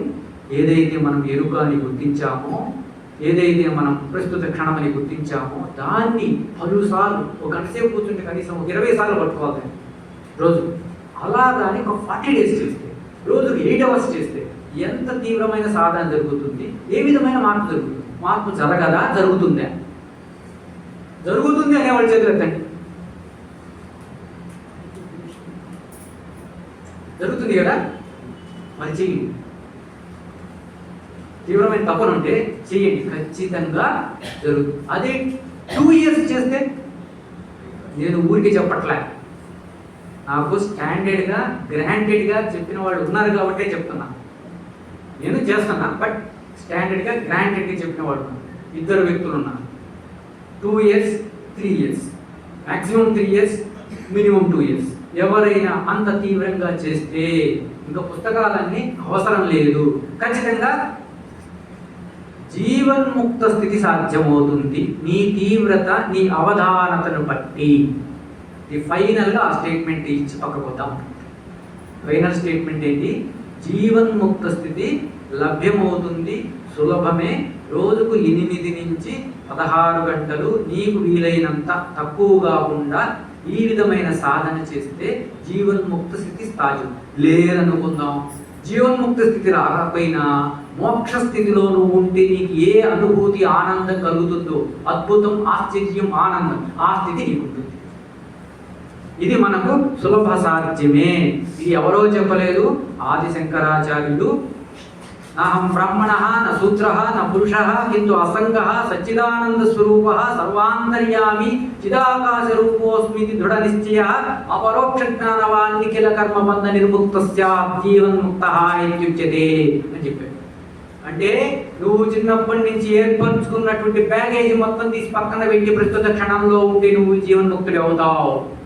సింపుల్గా చెప్తే అని చెప్పి మొత్తం నేను అమర్చకుండా చెప్పాడు.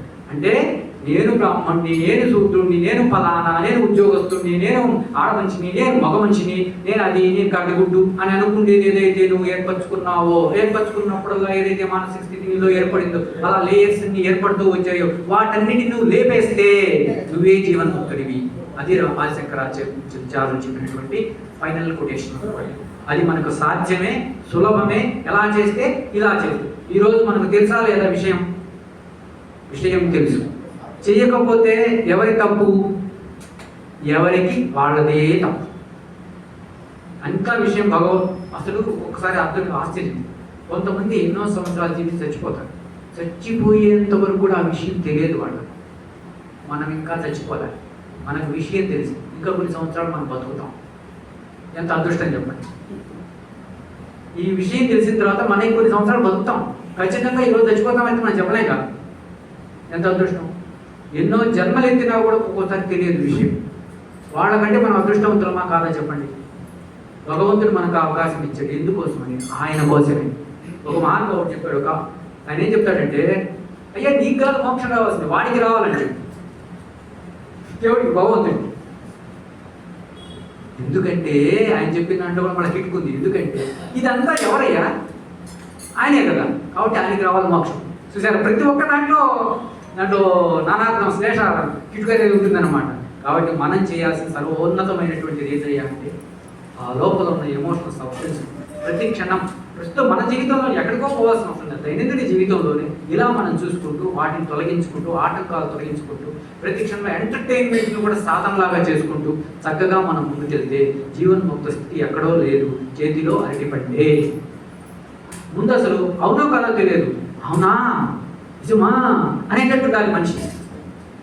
అవునా నిజమా అయితే నేను చేస్తా, భూ పెట్టుండాలంటే ఇప్పటి నుంచి మొదలు పెడతా అనేటట్టు ఉండాలి. వాడు మనిషి లేకపోతే ఈజ్ డెడ్ అది.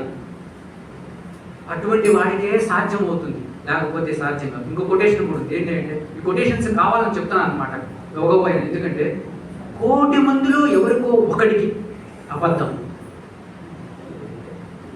1,000,000 మందిలో ప్రతి ఒక్కరికి.